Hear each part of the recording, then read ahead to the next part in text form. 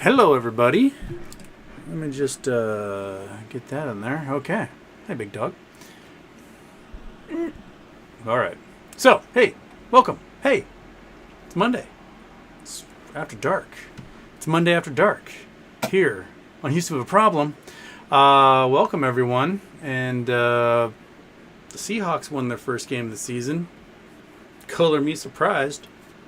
Also, Andrew Stewart sent me some fantastic shirts, including this amazing rodeo clown shirt, which I'm wearing today. I love this thing.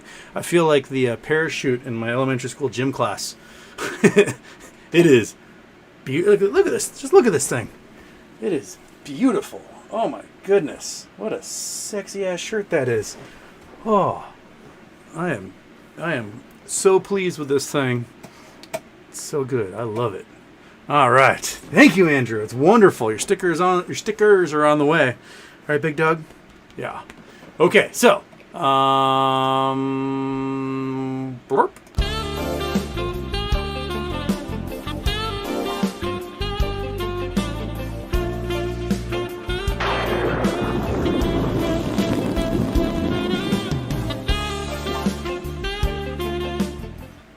There we go. All right, that's off. Regular intro's off. All the intros are off. Ooh. Okay. What are we talking about, big dog? CPI is coming out this week. I expect it to be lower than it was because the gas prices are dropping. We're starting to get a little bit of home prices dropping, but I don't think rent has dropped yet. Home sales are definitely. So there's going to be less buyers out there, especially with mortgage rates at 6-7% right now, which is exactly where I wish I had my crystal ball. Didn't I say 6-7% by September? Oh, there we go. We're there. We're at 6-7% by September. But if CPI is lower than it was last time around, that means we're going to have a real green day on the SPY. And if you get extra cash, and I don't have extra cash at the moment, but if you have extra cash, it'd be a great moment to buy some SPY puts because you get that little bit of green, puts get a little cheaper, and then they're going to drop the bottom out of it when more bad housing numbers come through. And that's where we are. Big dog, your face is so warm, just breathing on me constantly. I'm gonna roll the sleeve again here. No data. What's going on? Why? What's happening? Okay. Sorry, I just got a warning that no data all of a sudden. I don't know. Why is my internet so garbage? Why? Anyway, new Twitter is up. Hustherd. I put it in the chat there so you guys can scroll up and see it. Follow. Right now I'm stuck as a reply guy. Half my followers were these porn bot accounts and I had to block them all. Love starting over from new. What's crazy is, I don't know if you folks saw Jon Stewart's show, but they did a show on essentially Dick Wolf Productions and all the Law and Orders and how they sort of champion the police and prosecutors while claiming that defense lawyers are the worst things in the world and so on. And how that creates sort of a false impression that the police are competent and that they close lots of cases when they actually don't. They close 6% of cases, especially sexual assault cases. And I have a friend who, she was a sexual assault victim herself. She and other women who are sexual assault victims, a lot of them watched Law and Order SVU because it was kind of cathartic. You see this horrible person do something really bad, they get arrested, they go to court, they get convicted and sent away. And, it's cathartic to see, oh, my perpetrator got away with it. But it's really nice to see, when the perpetrator gets busted and we can have some closure on the situation. So anyway, she was a big fan of the show. She ended up writing an episode. It sold. And when she went to go to the set, to New York, to go be on set while they're filming the episode she wrote, one of the writers sexually assaulted her. And she had to call the police. She ended up back in Seattle, and the real life NYPD SVU detectives flew to Seattle to interview her about the case that she reported. And while here, the detectives partied, got drunk, and tried to have sex with her. So, she went through this huge lawsuit. It was just absolutely brutal. And Newsweek wrote an article about it a few years ago, maybe 4 or 5 years ago. She was on the cover of Newsweek about the NYPD and how bad they are at their job, especially in this particular case. So anyway, I tweeted out, like, hey, did you see John Oliver's show? This is what's happening. And a journalist from Business Insider contacted me and said, hey, I saw your tweet. I'm doing a story on Dick Wolf Productions. Can I talk to your friend? So I wrote my friend and said, hey, this journalist contacted me. She wants to know your story. And so apparently things are spinning now. My friend's like, yes, I want to talk. Weird day. Very weird day. Especially with like the new Twitter account that no one knows I exist. To have an impact like that all of a sudden right off the bat was surprising, to say the least. But anyway, weird day. Great shirt. Meow meow. Alex Jones made the discovery that the U.S. government is poisoning the water supply to turn all the frogs gay. Why does the government need gay frogs? To kill the squeeze? The government made gay frogs because it's hilarious. It's just a big joke. That's all. It was just funny. Someone's like, hey, let's turn the frogs gay. It'll be funny. And you know what? It's funny. It's a good joke, U.S. government. I thought it was hilarious. I don't know if there's an ulterior motive. It's like a Rube Goldberg machine and somehow it kills the squeeze later, but gay frogs. Hello, my baby. Hello, my darling. Hello, my sunshine gal. Joshua GME. Hey, what's up, buddy? You think we'll see good price action for GME tomorrow? I think after Friday is when we should start seeing the good price. That's when the XRT FTDs start coming due. So Friday, Monday, Tuesday, that's probably when we'll see a little more price action on GME. So hoping to next week we get a little more flying. I don't know about this week. We did a nice push, 29 today. Beyond that, I think we might get a little sideways. We may get a little buoy as the rest of the SPY goes up when we get the CPI numbers. But you know, I don't think this is the week. I think it's Friday and beyond is when we'll get a little when we'll get that next little cycle of climb. Anna Ruleneck, I'm having trouble getting them reset, and I can't sell them. De Beers Mafia Stronghold, a legit issue. Anna, I have no idea what you're talking about. You're talking about stones reset in a ring? Or what? I don't know. Maybe I'll scroll down and you'll clarify for me. Not your friend. Happy birthday, aloha from Wahoo. Think T90 still applies to GME since the DTCC screwed us? I'm guessing not, because they did not make it a dividend. They made it a forward split, which was illegal. The fact there's a forward split, I think, means that T90 rule may not apply when it should. So I'm curious to see what GameStop does in October when the price doesn't spike like crazy. So, yeah. Homer's Ghost, thoughts on mules and beans in no particular order. Mules like the animal? I think mules are kind of cool. They're hybrid because they're a donkey and a horse. They get mated together and make something larger than both of them, which I think is pretty awesome to think about. Ligers are the same way. Get a tiger and a lion to mate and they make a liger. It's bigger than both a lion and a tiger, which is really crazy hybridization. Chimeras or whatever you want to call it.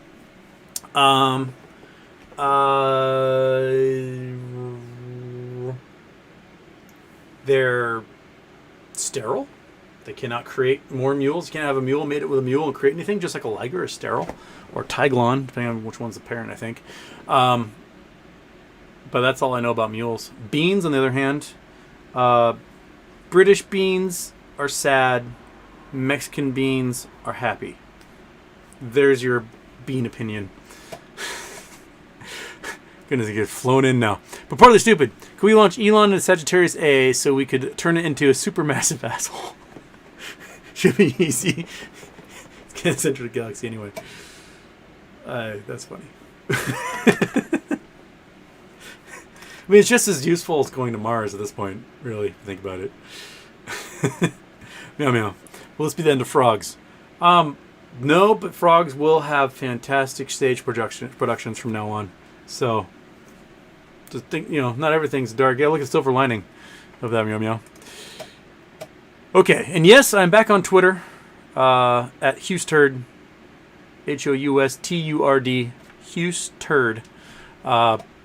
So find me there, and I will tweet nonsense and probably retweet lots of updates about the Ukrainians absolutely just running over the Russian military right now, which is just, this weekend was insane.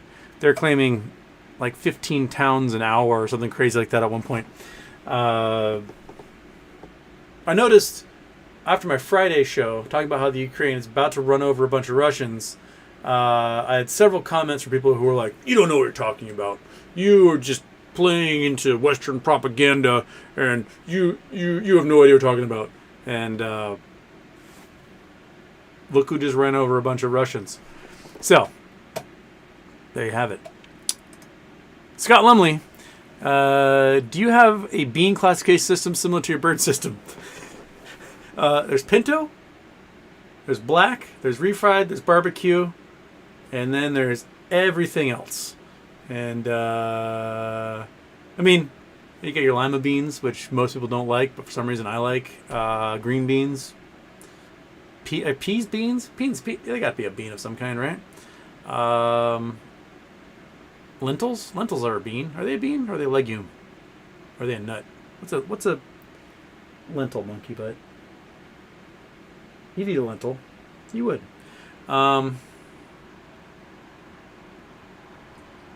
But there's sad beans and happy beans, and British breakfast beans, sad beans. They are a sad breakfast. And I know some of you lovely British viewers are probably waking up and having some beans right now.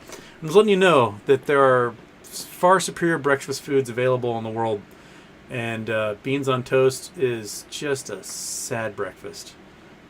It is a sad, sad breakfast. So, you can do better. Get something sugary. Throw some maple syrup on it. It's amazing. Have some eggs. Maybe butter on toast with those eggs. I don't know. But I haven't really thought about classifying my my bean system there, Scott. Just sad and happy. That's all I can think about. Sad and happy beans. Okay. Sad Boy Incorporated, Houston. Oh shit, you reset already. I was just reading that. Why did you reset? Okay, where were you? Sad Boy Incorporated. Hey Houston, glad to be back. Hope your day is going great. Thoughts on how to find a good partner and advice like that? Man, okay. I mean, they've found me.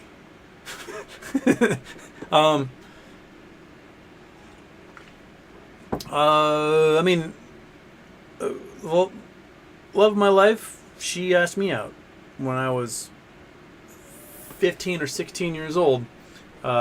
She asked me out, French exchange student. She was like, I like you, let's go out. And I was like, all right. Then we, dated long distance when she was back in France, and then we lost track of each other for a few years, and then we reconnected again. But it was all her. She found me. Outside of that, I refuse to be with someone who gives me anxiety. If them calling you on the phone and the phone rings and you go, and you answer it as if like hello, as if you don't know who it is, but don't be in that relationship. That is, you're doing yourself a disservice. You're doing them a disservice. Don't be in a relationship that feels like a burden. Relationships should make you feel empowered and loved and cared for and want to do that for the other person. If it ever feels like a burden, like, oh my God, I got this monkey on my back, do yourself both a favor and just be like, yeah, it's not working out. There's for a lot of people, there's like a sunk cost fallacy, I think, in relationships where you're like, well, we've been in this thing for 3 years, and if I just throw it away, then those 3 years were just a giant waste. I have to stick it out. No, you don't. You don't have to like marry that person and then be miserable in your marriage. You don't have to do it. So find somebody who compliments you and gives you strength and power and makes you excited to see them in the morning. I think about one of my best friends in the entire world, her parents. And I remember I was in college, I was working in this bar, and her dad came in to the bar, and I sat him at a table with 2 place settings. And he got really sad, and he's like, oh, I'm just going to go home. And I discovered his wife was out of the state and taking care of her mom, and he was just sad and lonely. And I totally like was assuming she was coming in with him because I always saw them together. And what they have is just lovely. Like, they're so excited to see each other every single day. And that's what you should shoot for, is that it should be symbiosis, man. You should play to each other's strengths and be able to have like a lovely time. And that is all the relationship advice I can give. Like, there's no sense in being in a relationship if you're miserable. And if the other person's miserable. And just misery just surrounds things. You should both have butterflies, like 30 years down the road, like, oh boy, I get to spend another day with this person. That's when you're feeling love right there.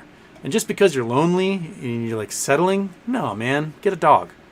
Like, you don't need to like put up with someone just because you're serial monogamist or something and you've never been alone in your life. Like, explore being alone if that's what helps. Learn to love yourself, learn to care for yourself, learn to sort of be there for you. You don't need to be dependent on somebody else, because when you're dependent on somebody else, then you're the burden, and you don't want to be that burden. Don't be that burden to people. Empower them and be empowered by them. That's where you should go with that one. Okay. Did that help? I hope it did.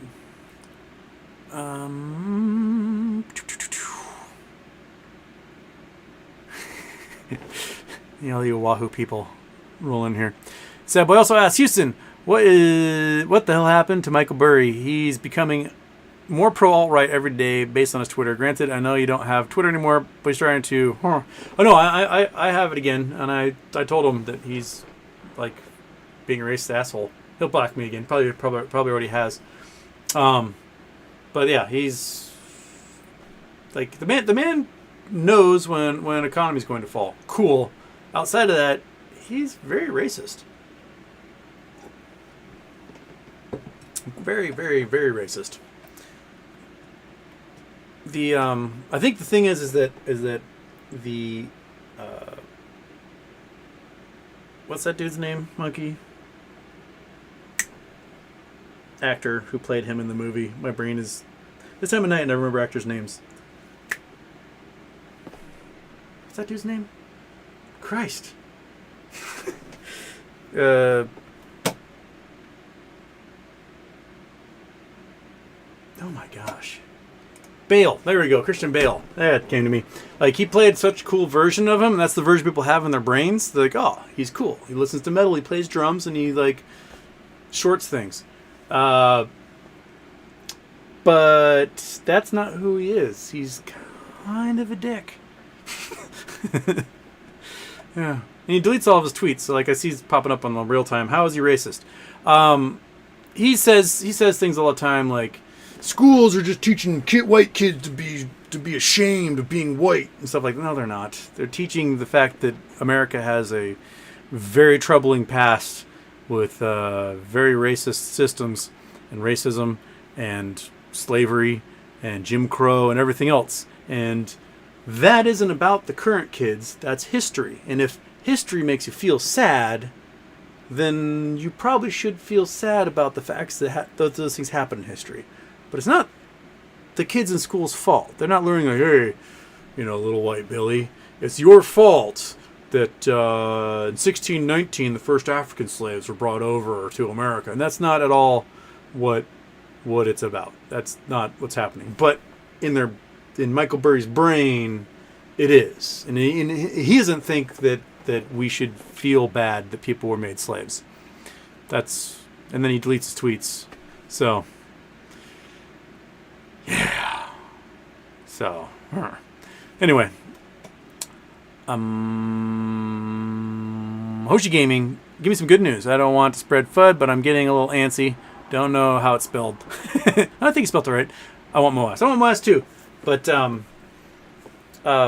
mean, shit's about to fall hard. We might get a little green if the CPI numbers are down, or if they're below what was projected or whatever. And the whole spies go, oh boy, yay! And then we're going to start getting data about, European energy prices, more about China's economy collapsing, more about food shortages around the world, more about the housing market, the bottom falling out of it. And the Fed has basically said, hey, we are going to punish the system until we get inflation under control. And they're getting it under control. I mean, prices are dropping for gas. Prices are going to collapse for housing. But mainstays like food probably still going to go up. We're probably going to see food prices still go up, especially after the harvests here that happen, and we'll see how much of that grain gets out of Russia and Ukraine. Because you and I, we don't rely on that grain. Africa, yes. Asia, yes. A third of the world relies upon Ukrainian and Russian grain.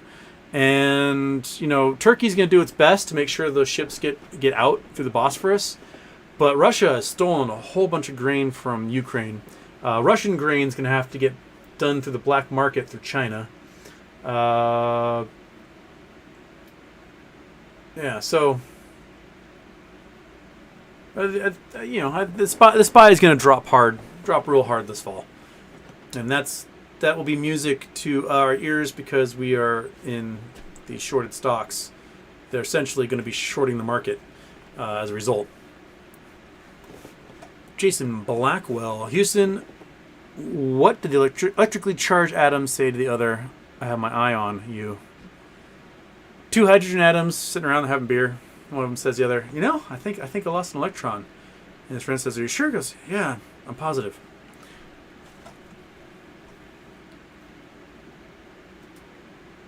Andrew Stewart, MOAS doesn't happen this week. I'm replacing my bath mat with marbles.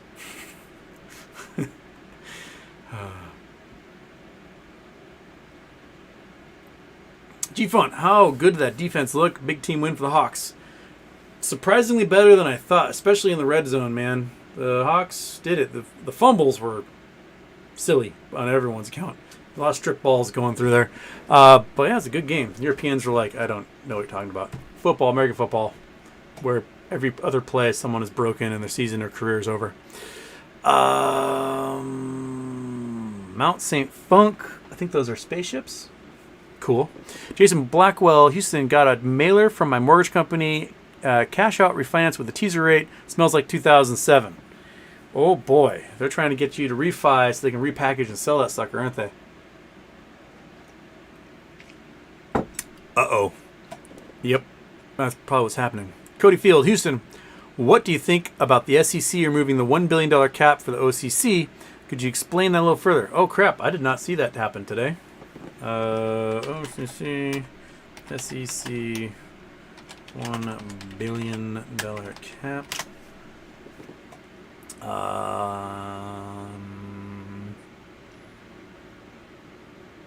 That's August.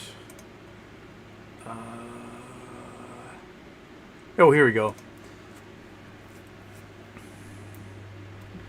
Oh, it's the SEC greenlight, the $35 trillion pension pot for clearinghouse defaults. Yes. So, oh shit. Trust nodes, I don't want to pay $12 to read this article.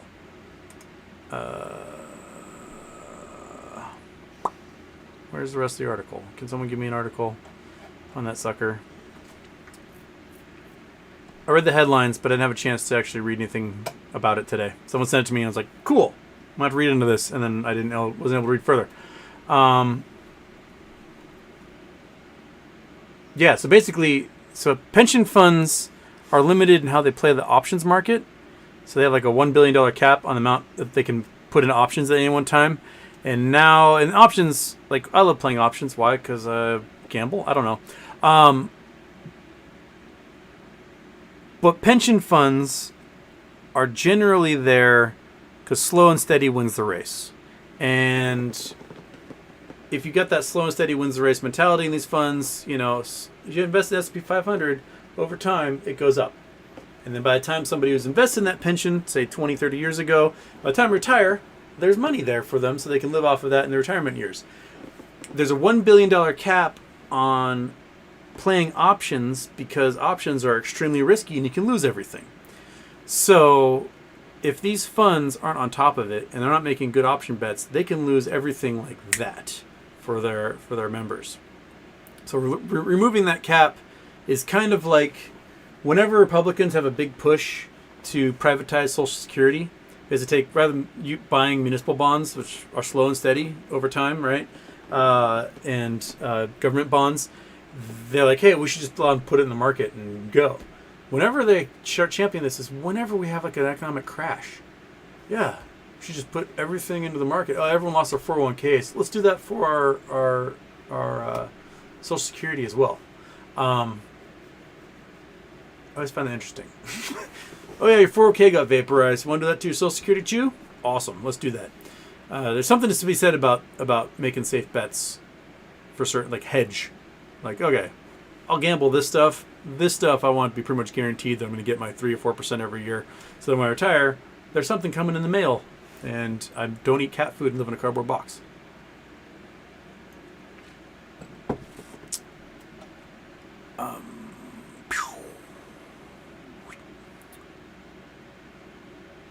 Citizen 54, Houston, did you watch the interview with FTX CEO? I did not.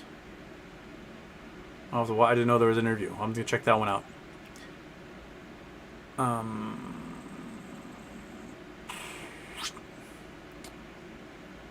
Yeah, ham fingers. That's what we talked about, the pension fund wipeout. And if they're playing the options market, they may very well get wiped out. Look at the tag. It's handmade. I did. It is hand sewn. This shirt is cool, Andrew. I love this shirt. And there's some fantastic other ones. They'll premiere later. I don't want to spoil the fun. They sent a couple others. They're just beautiful. So there's some cool shirts on the way. I still have another Daphne shirt I need to wear. The giant swimming pool sized 2X's she sent me.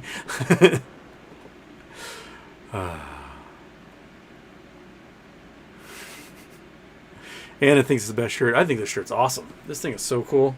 Seriously, it is parachute in elementary school. I feel like I'm on a scooter board wheeling around in one of those parachutes. All right. Shirt is rising up all the data. Yeah, it's having a hard time streaming and like getting all these colors transmitted through the broadband here. Julianne, be my luck, I'd kiss a frog and it'd be gay. Like, thank you, girlfriend.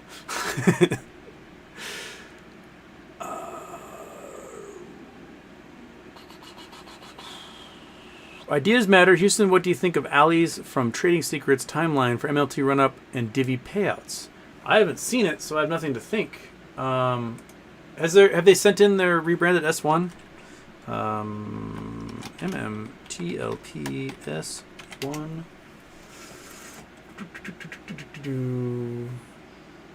That's July. Filings. 70 filings. Data is currently not available. Thank you, SEC. That really helps. Well, it's NASDAQ telling me data is not currently available. All right. How about you? Do you have anything new?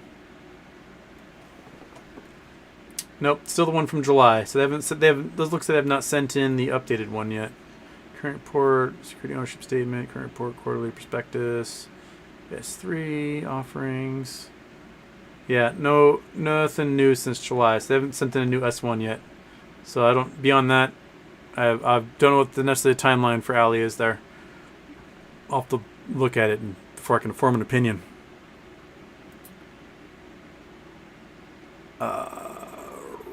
Joshua Jimmy following you for the 4th time. 4th time's a charm, man. If you guys need the Twitter, at Hughes Turd. There you go. Follow that.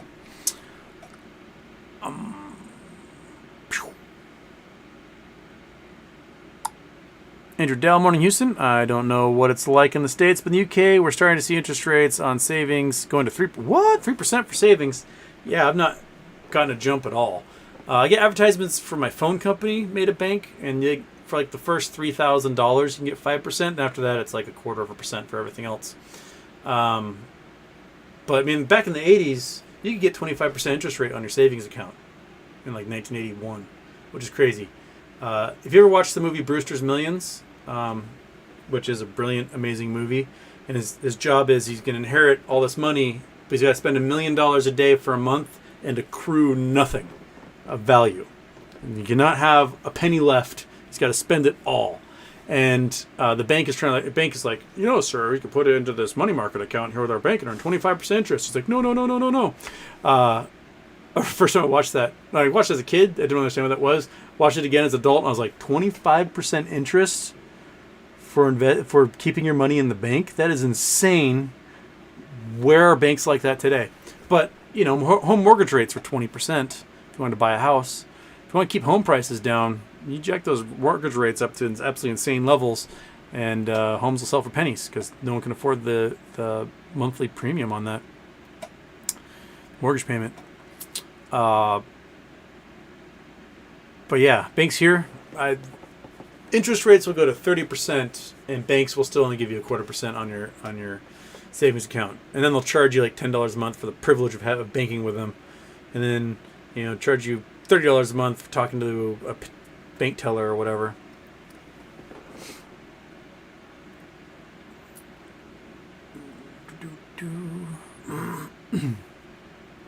Paratarian Houston, what do you think end of week is going to be for GME? Also, here's some coordinates. No, there's no coordinates there. You're not giving me any coordinates whatsoever there, Paratarian. But end of week, I think Friday get a little green. Might be, we might get a little flotation if the rest of SPY gets a bump when we get the CPI data. But I think next week's going to be more green than this week. That's what I think. It's the gut and the dates DVS likes to give me. So trust that man. David Wu Houston, euthanasia? Yes or no? Should I could legally done it when time is come?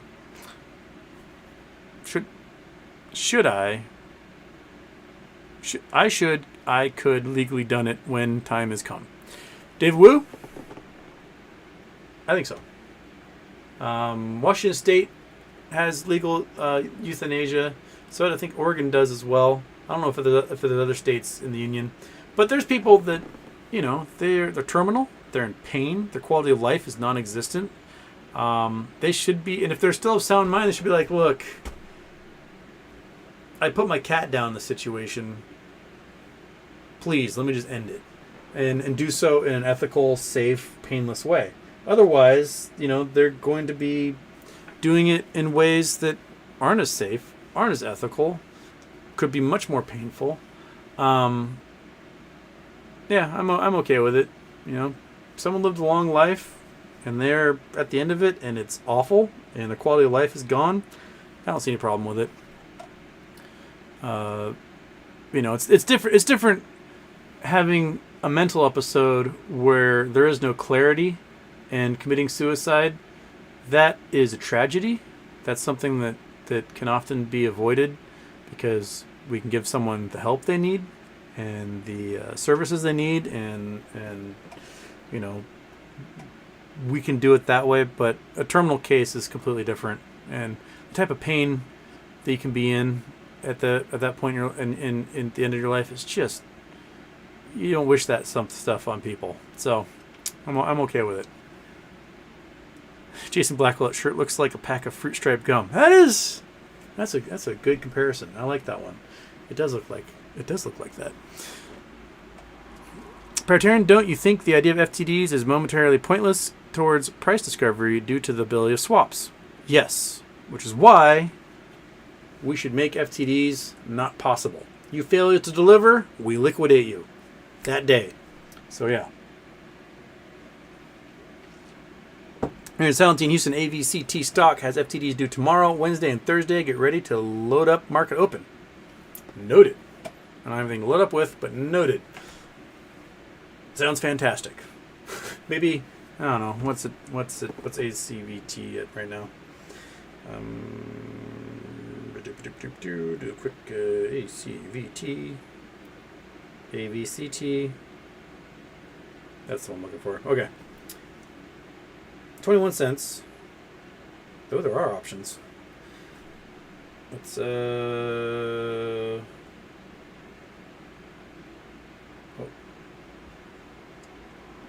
Wow. They only have $2.5 calls. What about the monthly? Okay, you can get 50-cent calls for 10 cents each for October. Didn't go up at all today. Interesting. Monthly sounds pretty good. 50-cent monthlies cost $10 each. Yeah, maybe I'll see what those calls are doing. Okay. All right. The calls are interesting because you can buy 100 of them for $21. Buy 100 calls for 50-cent calls for $10. Yeah, well, see where that goes. All right.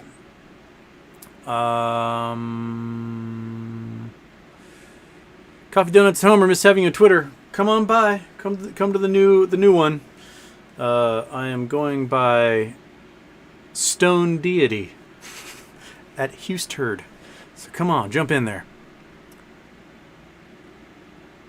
Everton. Houston, Ukraine seems to have kicked more Russians to the border. Will the war end soon?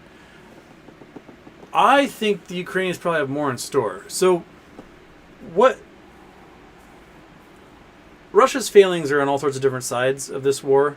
First and foremost was that the generals lied to the Ministry of Defense for years. They would claim, I've got 100,000 men under my command, and the Ministry of Defense would write paychecks for 100,000 men and send that to the generals, and then the generals only had 30,000 men under their command and would pocket the paychecks if 70,000 men didn't exist, and then buy themselves yachts and vacation homes in Capri and stuff like that. So when it came time to invade, the Ministry says, okay, General, we need your 100,000 men at the border. And they're like, totally, yes. 100,000 men will be at the border. Yes. And they didn't actually have 100,000 men. They only had 30,000 men. And so they had no soldiers as a backup. So when the Blitzkrieg began at the beginning of the war and they stormed into Ukraine, and they break through that line, and then there's a big vacuum. And they're supposed to have another wave come in of other infantry and soldiers and supplies. And those didn't exist because the soldiers didn't actually exist. They were on paper, but they weren't in real life. And so those groups in the front then got pincer moved from the back by the Ukrainians and then destroyed. Which is why Russians have not gained much ground.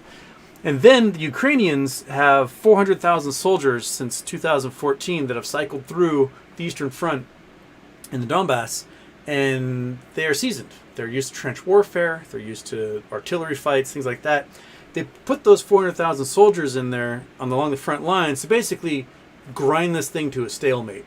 While Ukraine took like 1 million men, sent them off to Western nations to learn the tech, learn command structures, learn how to do tactical responses and battle plans and communications and everything else.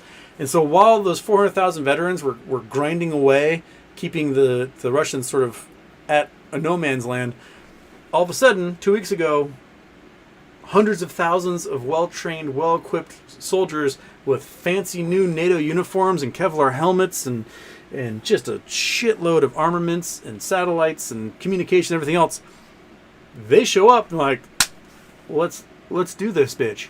And then the counteroffensive began, and they just stormed right through. For the past month, Ukrainians have been blowing up ammo dumps, blowing up bridges, blowing up train rail lines, so that no food, no water, no bullets, nothing can get to any of the conscripts, Russian conscripts that were along those lines, and they just pushed them right into the Dnipro River and blew them up. There are Russian units that are reporting 85% deaths. 85% of these battle battalion groups gone, just destroyed in a matter of days. They left so fast, they left what ammo dumps were behind, and as a result, the Russian military in 3 days has become the single largest arms supplier of the Ukrainian military. More than any other nation has donated to Ukraine has been the Russian government, because their soldiers were like, let's get the fuck out of here, and they left. So it's pretty remarkable. They started that attack in the south, going into Kherson, and it resulted in a shift of focus from the north, and then they hammered them in the northeast, and with a matter of days pushed all the way to the border and freed up most of Kharkiv, got to Izium, and yeah, they pinched off a lot of those supply routes. And so what Russian soldiers are left aren't going to be resupplied. They're basically left for dead by the Russian government. They're calling for help. It's pretty tragic if you can actually go find on YouTube or Twitter some of the intercepted calls of these Russian soldiers, and just the translations. Like they are like so sad, so just they were never supplied. They don't have any bullets left. They have no food, no water. They're injured. They're tired. They're just spending their days putting their soldiers into body bags, but no one's ever going to come collect them because they can't get a hold of command. It's brutal. War is fucking gnarly, man. Yeah, that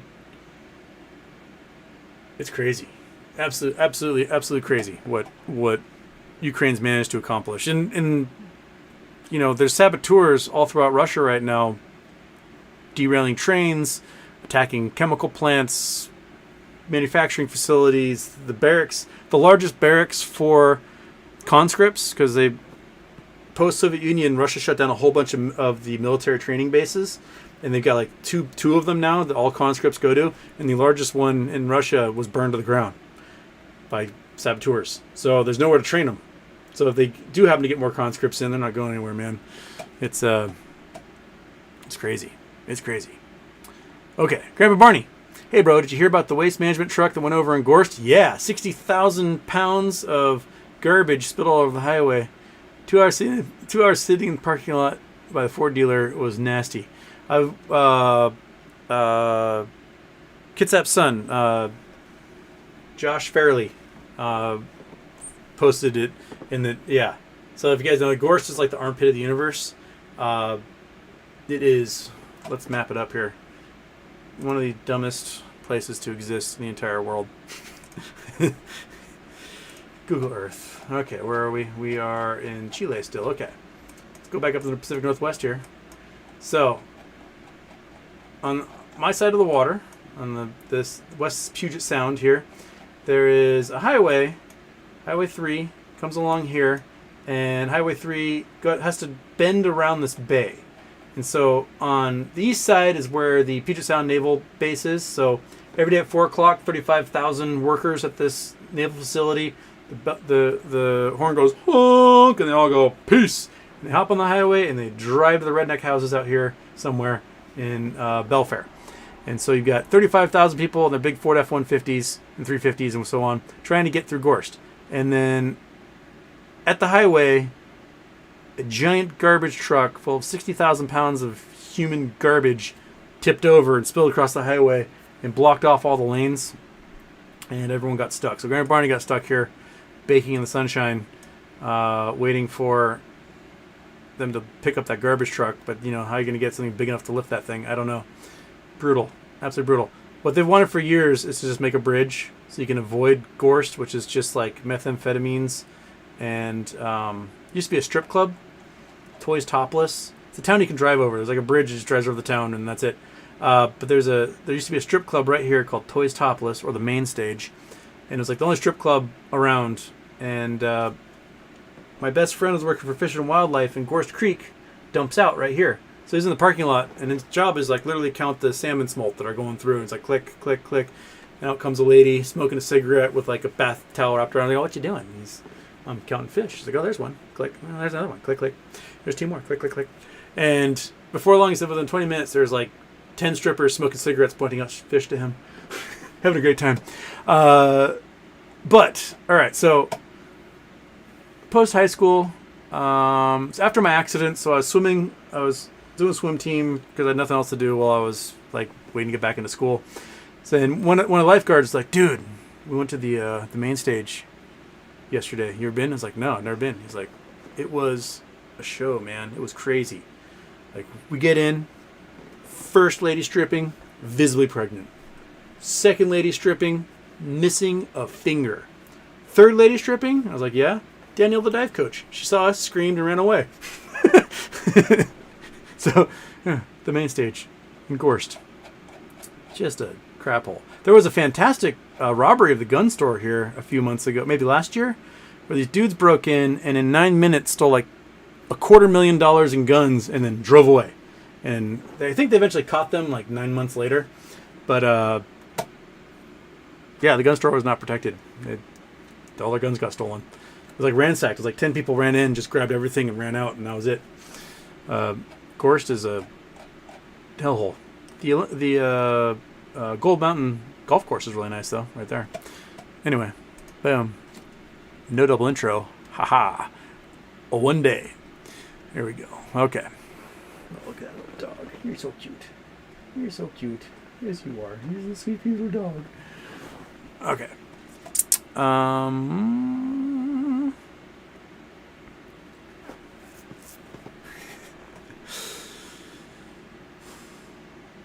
Oh.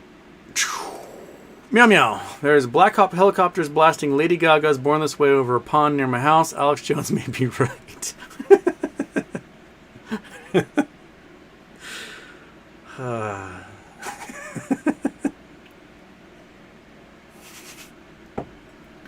Ribbit, ribbit, ribbit, ribbit, ribbit, ribbit, ribbit, ribbit. All right. Wait, was that Poker Face? I don't know my Lady Gaga songs very well. What time does the CPI data come out? I think it comes out before open.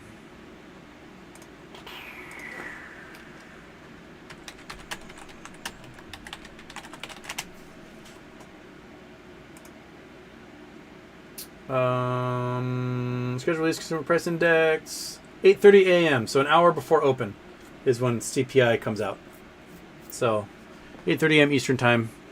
So in 10 hours ish.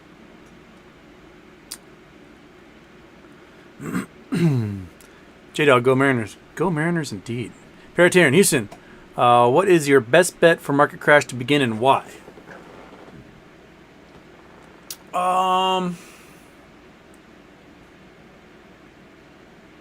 I think November. I think the housing data for the quarterly housing data is going to come out and it's going to look bad. And who was I messaging with? Was it with Iggy? I can't remember now. But someone, we're talking about the government is not releasing data on homeowners who are behind in their mortgages until November 9th. So they're not releasing at all the bad data that should be coming out. So we're not going to get any government numbers on that stuff until after the midterm elections. When that data comes out, we're going to see that there's a bunch of people who are behind their mortgages, that there's a bunch of folks who were doing well, who took out loans against their stock holdings to buy houses with cash, and they're going to be facing margin calls. So their home is going to be subject to collection by their broker, which is going to be a weird one. We're going to have a whole bunch of rich homes being collected by brokerages. We've got just right mortgages resetting. We've got 700 and something thousand resetting before the end of the year in Canada alone, while interest rates are just insane right now.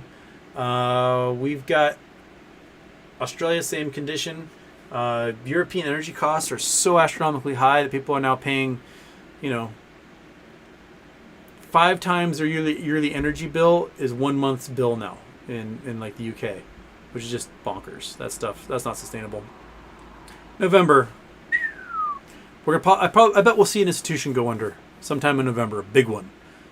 Something on the Lehman Brothers, Bear Stearns size. One of those is not going to hold up much longer, and it's just going to blink out of existence overnight as a result of something. I'm not sure which one. If it's going to be Evergrande, just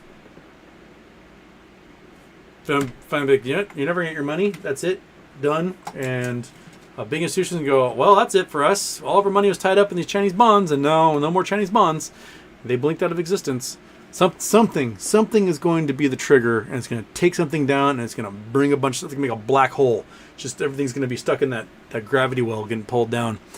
And the U.S. government is going to have to go, oh shit, do we just start dumping money back in the market? Which, that would cause inflation. Do we lower interest rates to spur investment? Well, that's going to cause inflation. They're stuck between a rock and a hard place on this one. If a bank goes under, they're going to have to figure out ways to bolster that bank, especially because they're all so huge now. You can't let a bank go under. And the FDIC is going to pay you through the nose if that's the case. Raider Bo, Houston, ever heard of the Council of 13 or Committee 300? Nope. Ted Tremendous, do you know why airlines can't update your name on a ticket without canceling your flight? It's all about old COBOL code or FAA regulations? Huh. I hadn't thought about that. I've never had to change a name on a ticket, so I've never experienced that. But the ticketing system was written in like the 70s. Everyone's still using a very, very old system that's loosely connected to like other airlines. Some of them are connected, some of them aren't. Some of them are like their own independent things. Because they got partnerships and they've been bought and sold and merged and stuff. I bet it's just spaghetti code for most of those things. I'll have to look into that, Ted. I have no idea. Chakuseki, been binge watching videos of cave exploration, cave diving video disasters. The subterranean world is dangerous. Yeah. Absolutely heinous. I was reading this story about there's a cave in Utah, and there's like really skinny part they gotta like fit through, and this kid got stuck, and he's 500 feet underground, and rescuers couldn't pull him out, and he just died there. He's stuck. So they just like capped off the cave, and we're like, well, here's a memorial to you. Oops. Dying inside of a cave does not appeal to me at all. And some of my work that I've done in the past is I have to go into old mines, which is just one of the most terrifying things you could possibly. It is so dangerous inside of an old mine. Oh my gosh, everything is so tenuous and ready to kill you. And do assays and see if the mine is still viable. And just terrifying. And I've watched some of the videos from some of the groups that do it for fun, and they are so cavalier. Like, they got their helmet on, they got a harness, but like they're touching stuff. I would never in a million years touch that beam ever. I wouldn't be like, oh, that seems okay. I wouldn't nudge that thing. I wouldn't nudge that and just let a million tons of rubble just cover me and no one ever know where I was and just be missing person. No, it is freaking scary. It's one thing to like being a lava tube with 100 other people that go in there every day. It's another to like, oh, it's the first person that's been inside this rotting mine since 1895, and these timbers were built by a bunch of people who never had an education past third grade. And cool. No. Nutty Putty Cave Disaster. Yes. There it is. Thank you. That's the one. But give me the friggin' willies, man.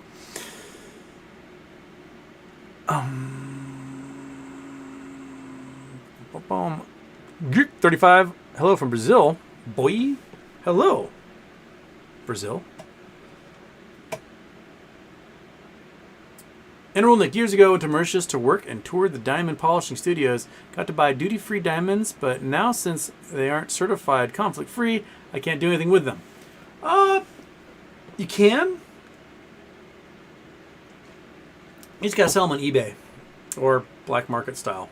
But that's kind of what you do. Or you do the money laundering style where it was a Bond movie, right? Where they was it a Bond movie where they had a diamond mine, but really they were just laundering conflict diamonds through their diamond mine and then selling them as it was the one in Iceland. They're pretending like there's a diamond mine in Iceland, which there's not, and with Halle Berry, and they were moving the diamonds from a conflict zone like in Africa through their diamond mine in Iceland, and pretending like they were not conflict diamonds. Like, oh wow, just the chemical signature of these diamonds just happened to appear like exactly like those ones in that conflict in Africa, but they're coming from this mine in Iceland, so it must be okay. But yeah, that's how you do it. Michael Harrow, Houston, could Adam Aaron use ape shares not only to pay off debt, but also help HYMC build a metallurgical processing plant if he wanted for a higher price for selling ape? Yeah. If he waits and ape skyrockets, he can sell 4.5 billion of those suckers, pay off all of his debts at AMC, still have $1.5 billion in cash from before, plus whatever profit he could make. If they make $1 billion profit, that'd be enough to build a metallurgical facility, and they could take over a much larger portion of the HYMC mining site, and they could actually access and do something with all that sulfide ore, which would allow them to do a lot more. Until they get $1 billion to build that plant, that mine is going to be a junior. They need that metallurgical facility real bad. Gick 35. Red Blonde still a possible play, or they pooped out? No, they're still shorted. They have a very, very tiny float. Their float's 5 million, I think. Right? 5 million, right, Monkey? Yeah. Yeah, 5 million. Totally. And there's quite a bit of inside ownership. Has no interest in giving it up. It's still there. I still got my calls for them, and I'm just waiting. Just waiting.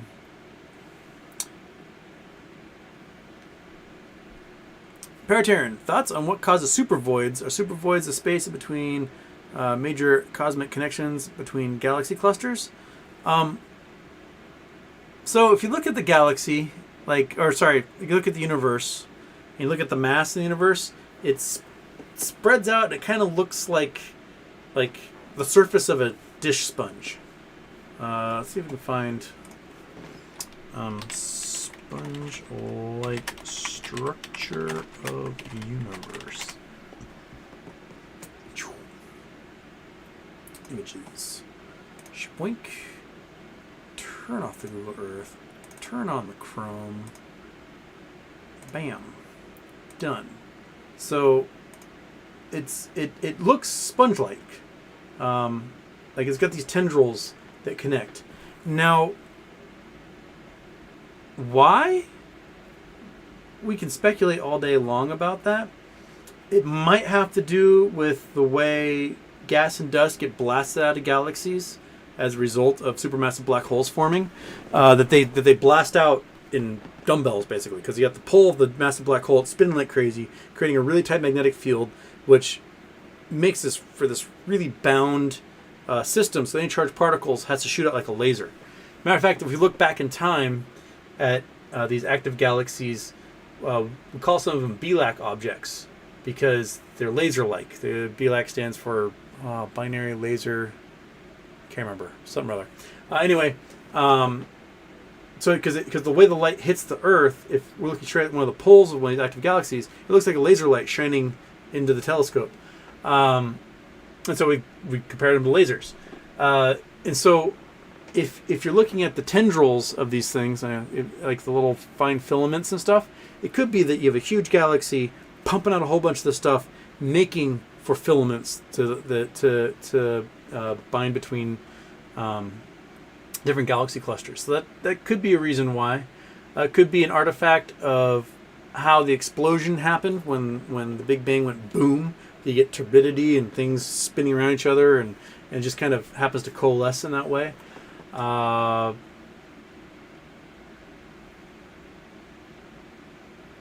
beyond that, I couldn't tell you exactly why that form happens to be, but it seems to look like a sponge when we map it out for areas of mass. Yeah. Well, lots of hypotheses. I don't know. That's my best guess. Is right there.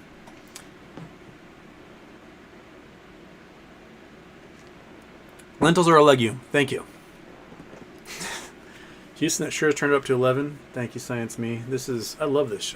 This is a shirt I may have to wear more than once a year. I like it. This is totally my style. Like stripes, okay. But this reminds me of, remember the Harlequin Volkswagen Golfs? They made like 200 of these Volkswagen Golfs where they took door panels and stuff from all the different color combinations that they make, and they made these like Harlequin Volkswagens. This is like the shirt version of that. I feel like I need to go get a Harlequin Volkswagen Golf and drive that around. Kidney beans. There you go. Oh, don't reset, you son of a biscuit. I'm trying to read, and right as I read, it resets. And then I get angry. And then, where was that last highlighted? Fava beans. Fava beans are chickpeas, though, aren't they? So it's a pea and a bean. Is a pea a bean, or is a bean a pea?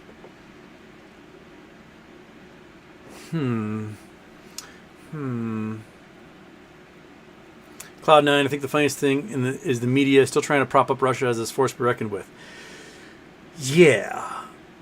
Russia is still trying to prop themselves up as a force to be reckoned with. But in the past, Russia could throw people at the problem. And they could lose 20, 30 million people. And you know what? Keep on chugging. Whatever. We lost 30 million Vlads. That's okay. We have 30 million Igors to come back them up. But Russia has been having... A, people aren't having children. B, when someone gets middle class in Russia, they get the hell out. They're like, peace, I'm moving to Paris, I'm moving to Italy, I'm moving to America, I'm leaving this place. So having a massive brain drain of talent and skill. The men die really young, usually from alcoholism. A third of the country has no sewage, no indoor water. And most of the wealth gets stolen. And so Putin in his brain is like, well, we can just throw people at the problem. We can just take all this youth and throw them at the war. And the youth are like, no, I don't want to. And I'm not going to go die for this reason. I have the internet, and it says it sucks, so I'm not doing that. So there is a recruiting problem. So they can only basically get the most desperate people they can from the hinterlands in the east. And the slogans for trying to recruit these folks is like, hey, you unhuman monkeys, if you happen to join the Russian military, I'll consider you an actual Russian this time. And that doesn't seem to really be the best recruiting campaign, to basically question the humanity of someone and saying they're only worthy of humanity if you join this military and go die in Ukraine, leave your family thousands of miles away to fight a war that you don't actually care about. It's pretty piss poor and short-sighted, I think. Yeah, but it's interesting to see some of the videos that came out this week. So they've got these crazy quiz shows, which are actually discussion panel forums, where they have like 10 very serious men who have to toe the line, talk about how great Putin is and everything. And usually I've got one guy, like the fall guy's like, well, actually, it looks like Ukraine's kicking the shit out of us. And they have to go, you have to watch your tongue, young man. No. And else you're going to face prison. There's very serious consequences of talking like that. And all of a sudden, the talk is recognizing that they're getting their ass kicked. But what they're trying to do is they're trying to say, well, it's not Ukraine. It's these NATO soldiers are in there and they're secretly kicking our ass. Okay, so you're saying that you can't take on NATO. So then what's the point? If you, either it's NATO is doing it, which in this case, you still got your ass kicked, or the Ukrainians are doing it, NATO's involved at all, and you're still getting your ass kicked. So they're trying to figure out ways to pass the blame. Well, some people obviously were poor advisors for Putin.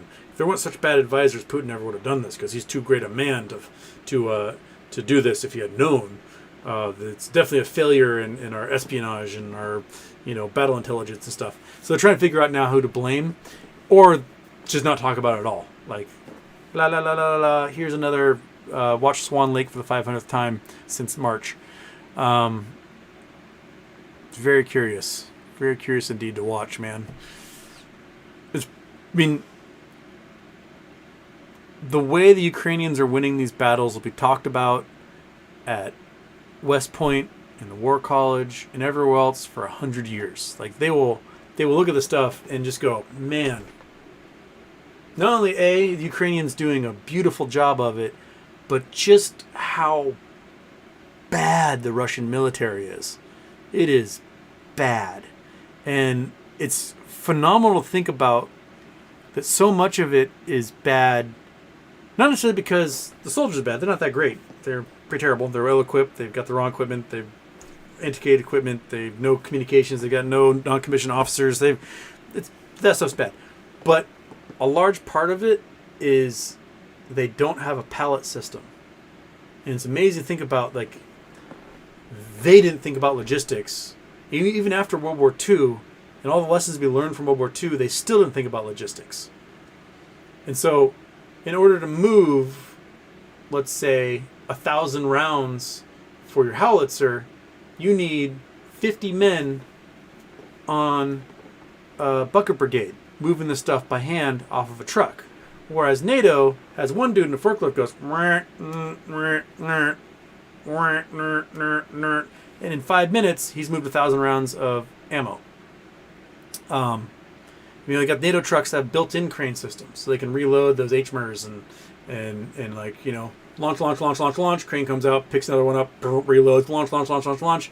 Whereas the Russian systems, you've got these packages that come, and they'll have a shell and the gas things, and you got to put the trigger in there, it is a very inefficient operation. And so one side can launch 30 times in an hour, and you can launch once. There's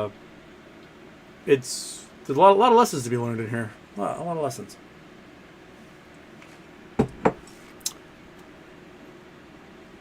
Iggy asks, are adzuki beans happy or sad if they're in something like a pastry? I don't know. I know nothing about adzuki beans, so I don't know if they're in a pastry. It's got to be happy, because pastries are happy. I don't know. I don't know of a sad pastry. You might eat a pastry when you're sad, but you're doing it because it makes you kind of happy.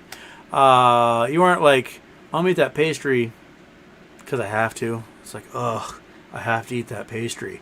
That's never the case. It's like either I want to eat that pastry or I'm sad and I'm trying to make myself happy with this pastry. So my guess is, without knowing anything about adzuki beans, they're happy bean. I don't know. Daniel Motes, question, Houston, why are people leaving GME? Do they not see what we hope to see? I know of no one leaving GME. This is news to me if people are leaving GME. Like, why? Why would you leave now? Why would you not go perhaps when there's a green day? Why would you leave at the bottom? That's the dumbest thing you could possibly do. I don't think people leave in GME.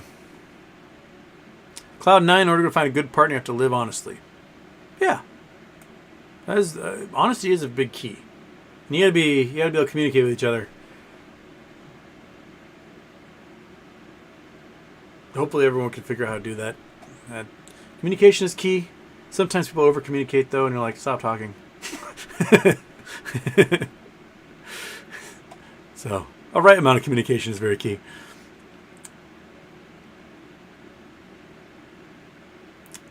Houston, why aren't there a million posts on Reddit talking about how they didn't receive their ape shares? There are people that were talking about it. I have no idea what it's like now, but there were a bunch that were talking about it, SK. 3 weeks ago when it all went out. I have no idea if some of them got it. A lot of the Europeans didn't. So if there's still Euros in here that can get ape shares, let me know. I would love to hear about it.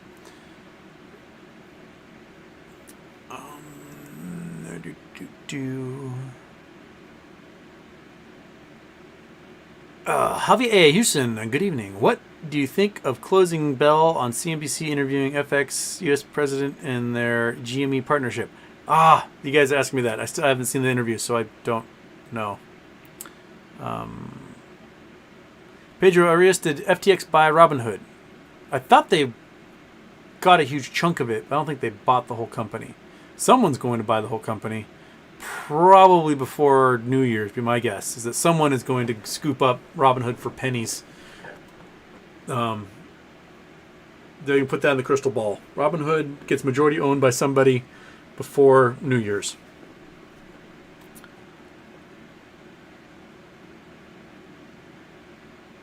Tarek Kaid, if you answer a scam call, can they still extract your info by just answering? I don't think so. But you can easily piss off the scammers by wasting their time. If you got an afternoon, you may as well just waste their time, because why not? Because if they're talking to you, they're not talking to somebody else, and that's costing them some sweet, sweet money. I like to do a simple one. Scam calls, it's a scam caller, and I answer it, and I'm like, hello, is Houston Wade there? And I go, oh, let me go get him. And I just put the phone down and go about doing whatever I'm going to do, and just see how long they sit there waiting for me to get myself. That's always an easy one to do. You don't have to do anything else with them. Just say, oh yeah, 1 sec. And then just ignore the phone and let them just stew. Because in that 2 minutes they're waiting for you, is 2 minutes they're not scamming some old person to buy ink toner for a printer they'll never own.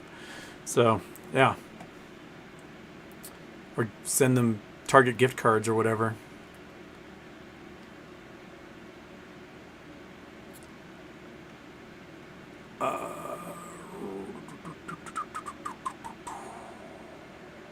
And backwater dogs are actually better than wife on many levels. Well, dogs are pretty good. Monkey Butt's a good dog. That dog, not so much. You're not a very good dog. You ate a quarter of the pizza tonight at our Monday Night Football evening, and that was a very bad dog thing to do there, big idiot. I wanted that pizza, and the dog ate it. And I wanted to murder him. I had to hold myself back from murdering him. Monkey.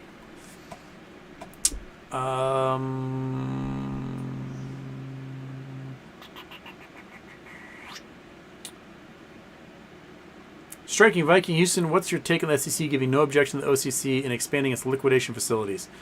I think it's a big mistake by the SEC. That, in the end, the whole liquidation facilities thing is like this hedge fund's going to get a loan, and they're going to give their stock as collateral against this loan. And once they take care of all that, then they'll pay back the loan and they'll get their stock back. If they're in a spot where they have to give all of their collateral over, all of their assets over as collateral for a loan in order to pay off all their debts, they're not going to have any money left to make plays to get their cash back to get their collateral, and then whoever took their collateral is going to have to sell it anyway to make up for the money they gave for the loan. So it's just kind of like a delay tactic between liquidation. Because before, step one would be, oh, you're underwater and we've got to liquidate all of your assets to close these positions. So they liquidate, dump everything on the market goes, oh no, because too much supply enter the market all at once. They get cash for it to pay off their assets, and the hedge fund's done. Now they take the collateral, give the money, the hedge fund closes those positions, has no money left. The people who gave the loan go, oh shit, well, I need money also, so I got to sell this crap, and they sell it, and then it gets up to the market anyway, and the market goes, oh no, and drops. It's just like delays it maybe by a week or two. So, yeah. Paratarian, hey Houston, could use some relationship advice. I'm currently in love with a coworker. I'm cooking in a restaurant. My coworker chastised me for who I love. I'm in love with barbecue beans. Barbecue beans are possibly the happiest of beans. They are true beans that are a meal. Every other bean is an accoutrement. Barbecue beans, they are a meal. You can sit down, have a whole bunch of barbecue beans, and you've just had yourself a meal. The rest of them are also rans that come with or add to whatever you're eating.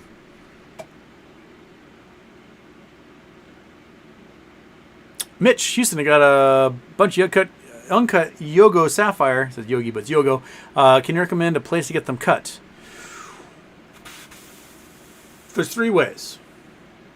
3 ways to get those stones cut, for the most part. 1, you get a faceting machine, you learn how to do it, and you do it yourself.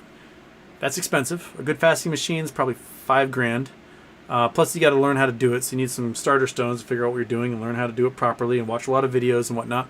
Step 2, there's probably a faceting club in your county, wherever you live. There's always seemed to be a bunch of old ladies who love cutting their own stones. Join the faceting club. It might cost you a fee they'll have like the Facetron faceting machines, and they'll teach you how to do it. And you can actually bring your stones to them, and they'll teach you how to cut them, and a bunch of them will cut them for you because they're there to facet. They want to cut things. It's their little hobby. It's like knitting or anything else. That's a great way to do it. 3, you can take the risk, send them insured to a company in like Thailand or Sri Lanka or India, have them cut them and send them back to you. They may charge about $100 per carat to cut them, which can be cheap if, like, you know, a cut Yogo sapphire, if it's in true like Yogo blue, you're looking at $1,000 a carat or more for that cut stone. So if uncut, $10 for that stone. So you can essentially 100x that stone by paying $100 to have someone cut it. If you give a stone that's bigger than a carat when it's cut, let's say it ends up being 5 or 6 carats, you might be looking at $5,000 to $10,000 in value for that stone. So you can take a stone that's worth $100, pay $600, have it cut, and it's worth $30,000 to $60,000. So that is a big plus. And those are kind of 3 main ways you can do it. If you got the money and you want to learn it, you can get your own faceting machine, learn at home, whatever. Probably the easiest way is a faceting club, is to go and be like, hey, I want to learn how to facet like all these stones, and they might go, ooh, come join us, young fella. Come hang out with all these sea of gray here and learn how to cut stones. It's kind of cool to hang out with old people. They sit there and they just focus, become super experts in this one thing when they're 75 years old, and you can learn a lot from them. So option 2 is probably the best way. Easiest way is just to pay someone to do it, but that might cost you thousands of dollars that you may not have at the moment to have those stones cut. But Yogo sapphires are elite if they're Yogo blue. They're up there with Kashmiri blue sapphires and Ceylon blue sapphires. Those are like the 3 most valuable sapphires on Earth. A Yogo sapphire was the engagement ring or the wedding ring that was in Princess Diana's wedding ring. So it's got marketing behind it.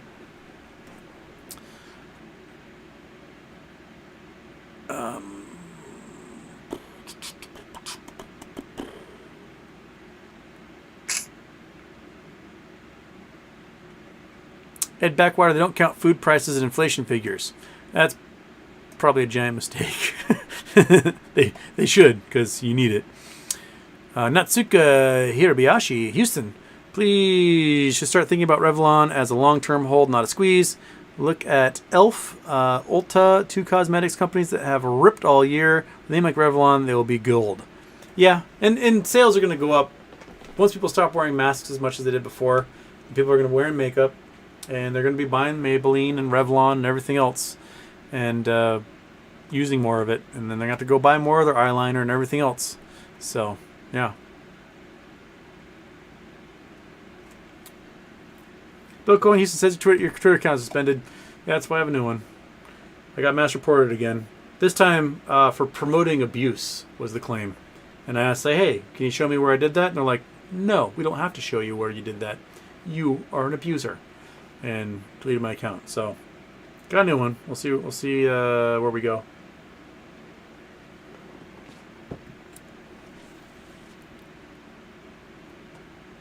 David Wu, Houston, VIX raised today along with S&P today. Short covering? That is weird. They should go inverse of each other. But then again, like, GME was up, $4 from Friday? And my calls were down. So, that's weird. That shouldn't be the case at all.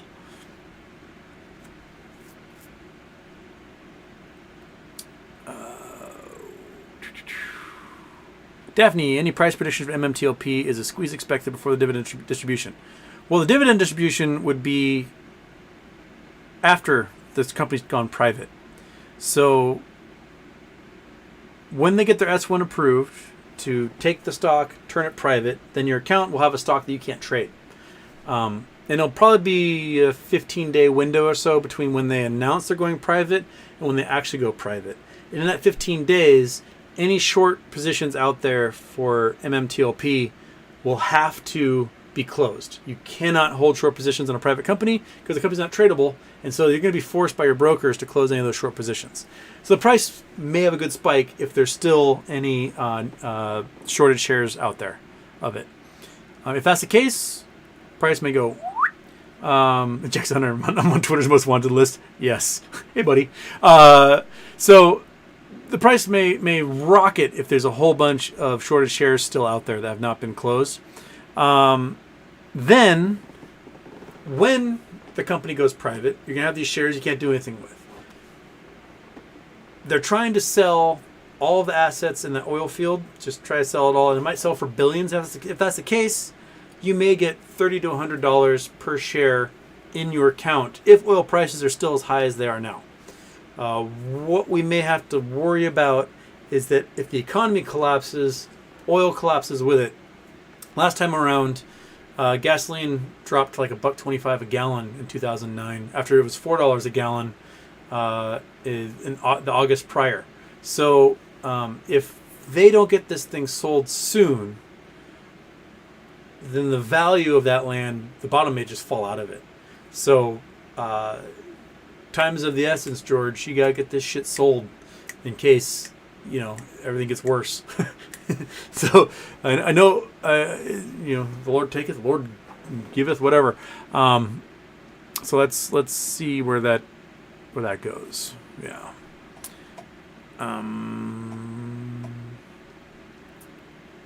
How far behind am I in the chat? 52 minutes. I am 52 minutes behind the chat there, SK. You said that 52 minutes ago. Probably, unfortunately, won't solve racism with a stream of 291 nerds. 297. 51 minutes later. What's up with King Charles's hands? Dude, those sausage fingers are insane. Apparently he's always had sausage fingers, but they look freakish now compared to what they look like. He's got serious hypertension or something. Water retention. I don't know what's going on with those things. But man, he's got some serious sausage fingers.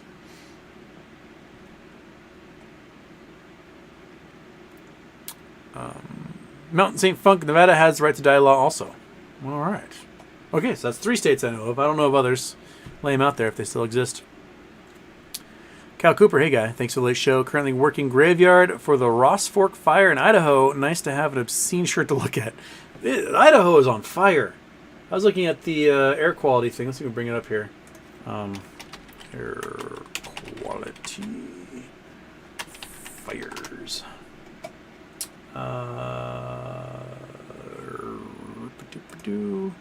Here, fire air now. There we go.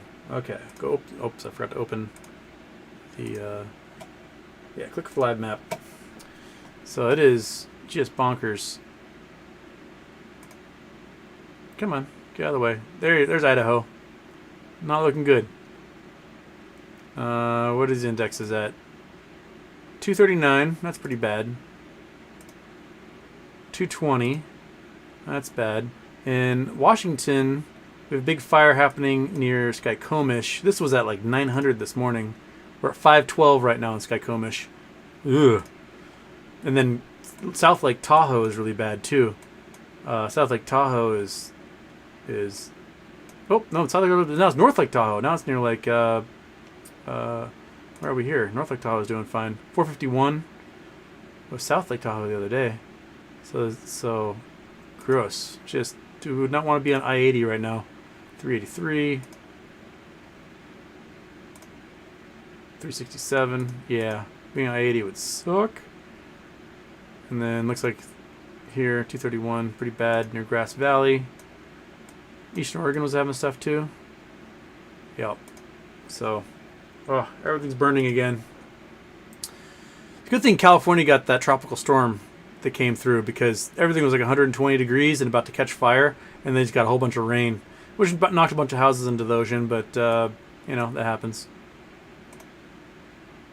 321s. There must be a fire out in Yucca Valley. Huh. Harumph. Yeah, it was pretty gross this weekend, but it was nothing like what is out here. Idaho and Eastern Washington are just blah right now. So many fires. Oh my goodness, look at all those fires. So many. The earth is burning, man. It is burning.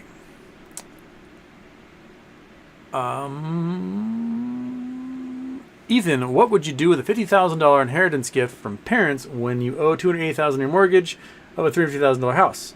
Make $70,000 salary, own 64 shares of GME, keep it, cash it, buy index on S&P 500 tanks.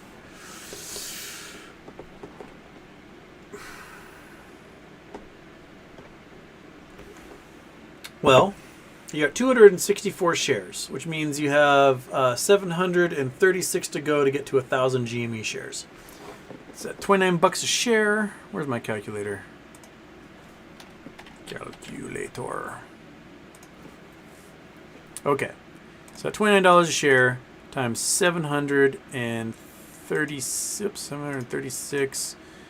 So for $21,000, you can get yourself to 1,000 GME shares. That's where I want to be. I want to be at 1,000 GME shares is my goal. Boom, 1,000, done. I'm golden. That still gives you 28 and change to play with. You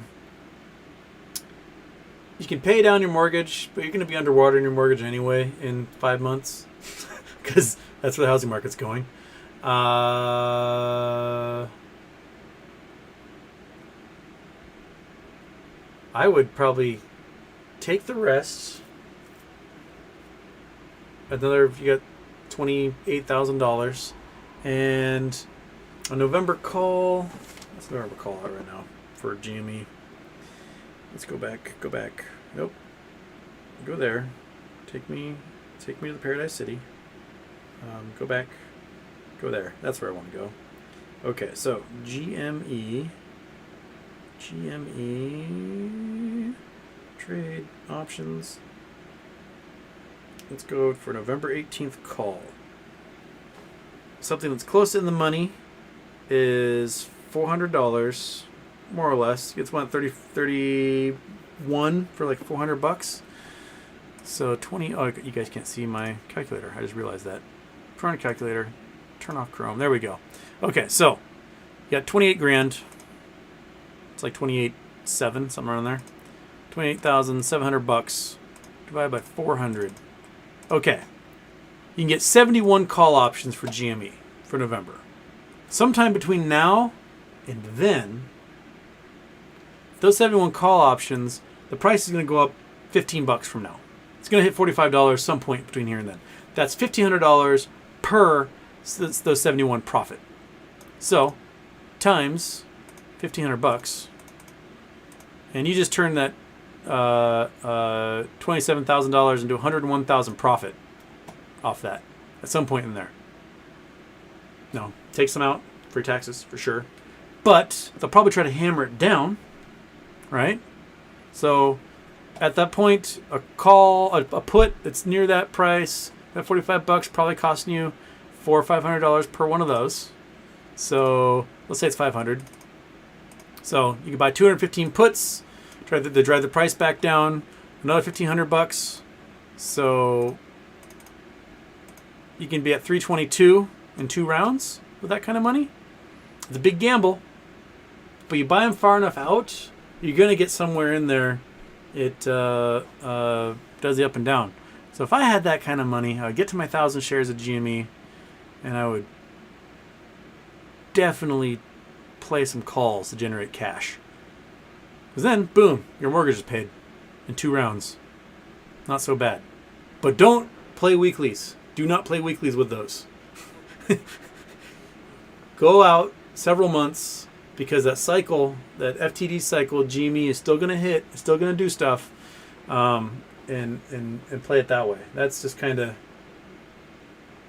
that's how I'd roll with it. All right. Hey, Jackson Hunters. Hey, Jackson. You want to jump on? I think we can do it. Let's see if we can have old Jackson Hunter on the show. Let me send you.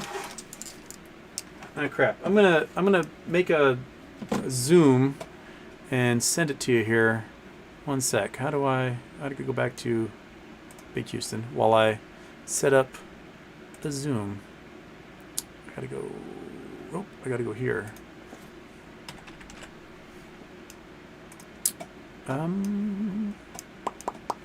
Okay. New meeting. That's what we want. Connecting. I got to go participants. I got to go invite. I got to copy invitation link.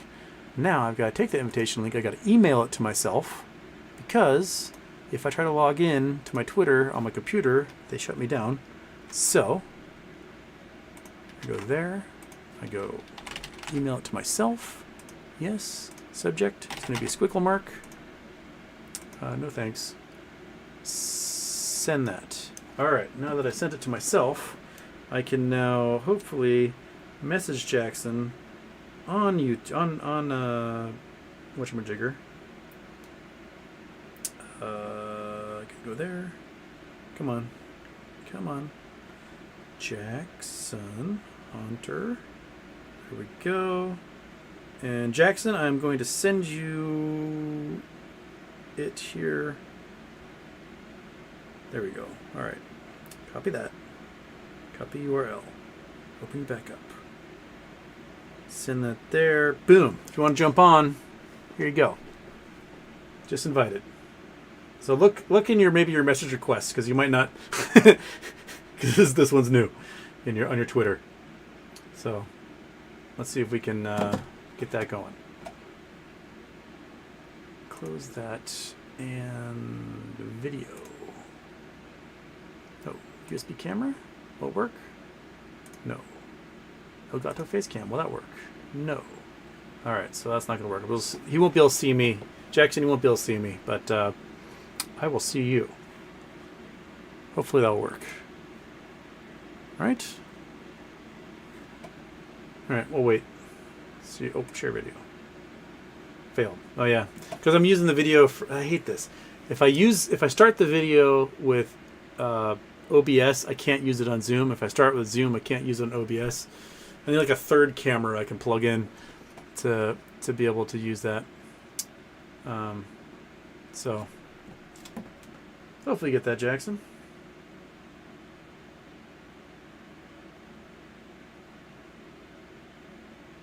Okay. All right. Yeah, come jump on. We'll chit chat. If you see this, come hang out.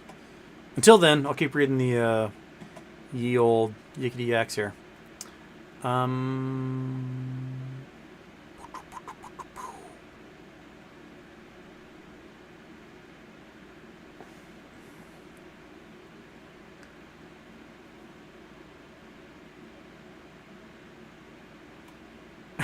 No says, might be a controversial opinion, but it's a good lesson. Fight the dictators at home or you die for a washing machine in a stranger's land. I don't know if you guys have heard, also in Ukraine, they've been booby-trapping washing machines because the orcs, as I call them, oh, here we go, Jackson's coming in, are booby-trapping all their machines. All right, so I got to turn on this so you can hear, right? Properties. Logitech gaming headset. That should do that. There we go. Jackson, can you hear me? Yeah. Okay. You won't be able to see me because the camera is stuck using OBS. But there we go. Oops. That is Monkey Butt. Why are you there? It needs to be on Zoom. Yeah. Okay. Turn that off. There he is. Okay. All right. Got Jackson Hunter. I can take the solo Houston overlay, monkey butt cam. No, I want to do video capture device. There we go. Nope, that's the wrong one. That's monkey butt. Okay. So turn this one. I make small. Okay. This one I make somewhat. Nope, wrong one. Sorry, I'll get this haphazardly set up here. There we go. Take your time, man. All right. Alt. Spread out. This is such a persistent process to learn. I had to change everything around because my regular camera stopped working, and then I didn't change all the stuff back. Okay. So people can see me now, I hope. And the monkey butt cam make you smaller in real time. There we go. As long as the dogs are in view, man, that's all that Exactly. matters. Well, they're both sleeping on the floor right now, so they're not really in view. We are unimportant. Yes. Okay. I think I need to turn your volume down a smidge. Okay. Say something. Check, check, 1, 2. Check, My name 1, is 2. All right. Jackson. Cool. All right. There we go. How's it going? How you doing? Dude, I'm great, man. I'm eating some dark chocolate right now. Oh, fantastic. You'll I've be been awake until tomorrow night. No, I That's as didn't dark get as it that. gets. Oh, dude, I got super dark, 92% cacao. It's because I've been taking my fitness seriously, Yep. and this older guy on YouTube, he's like super ripped. He's like, there's really good health benefits of the super dark. I'm talking 80% and above Yeah. cacao dark chocolate.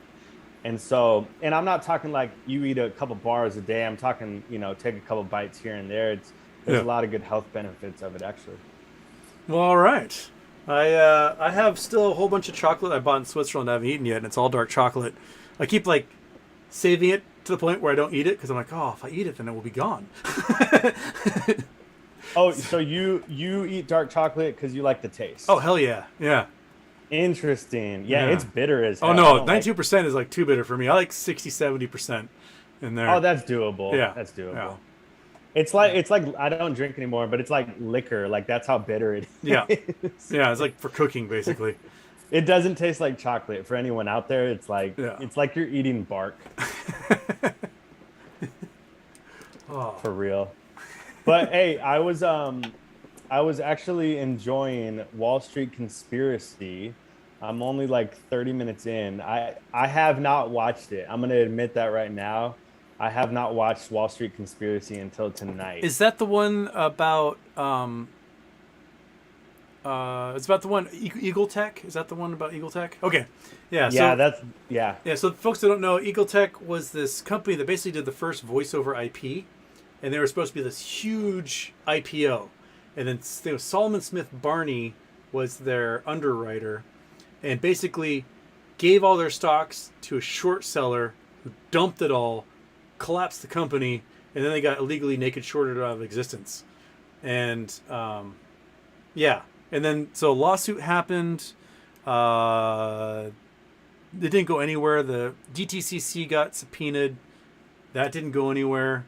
And it's just sort of like outlining, I don't know, when did it come out, the documentary? Like 5 years ago? 6 years ago? Maybe longer? I want to say like 2011.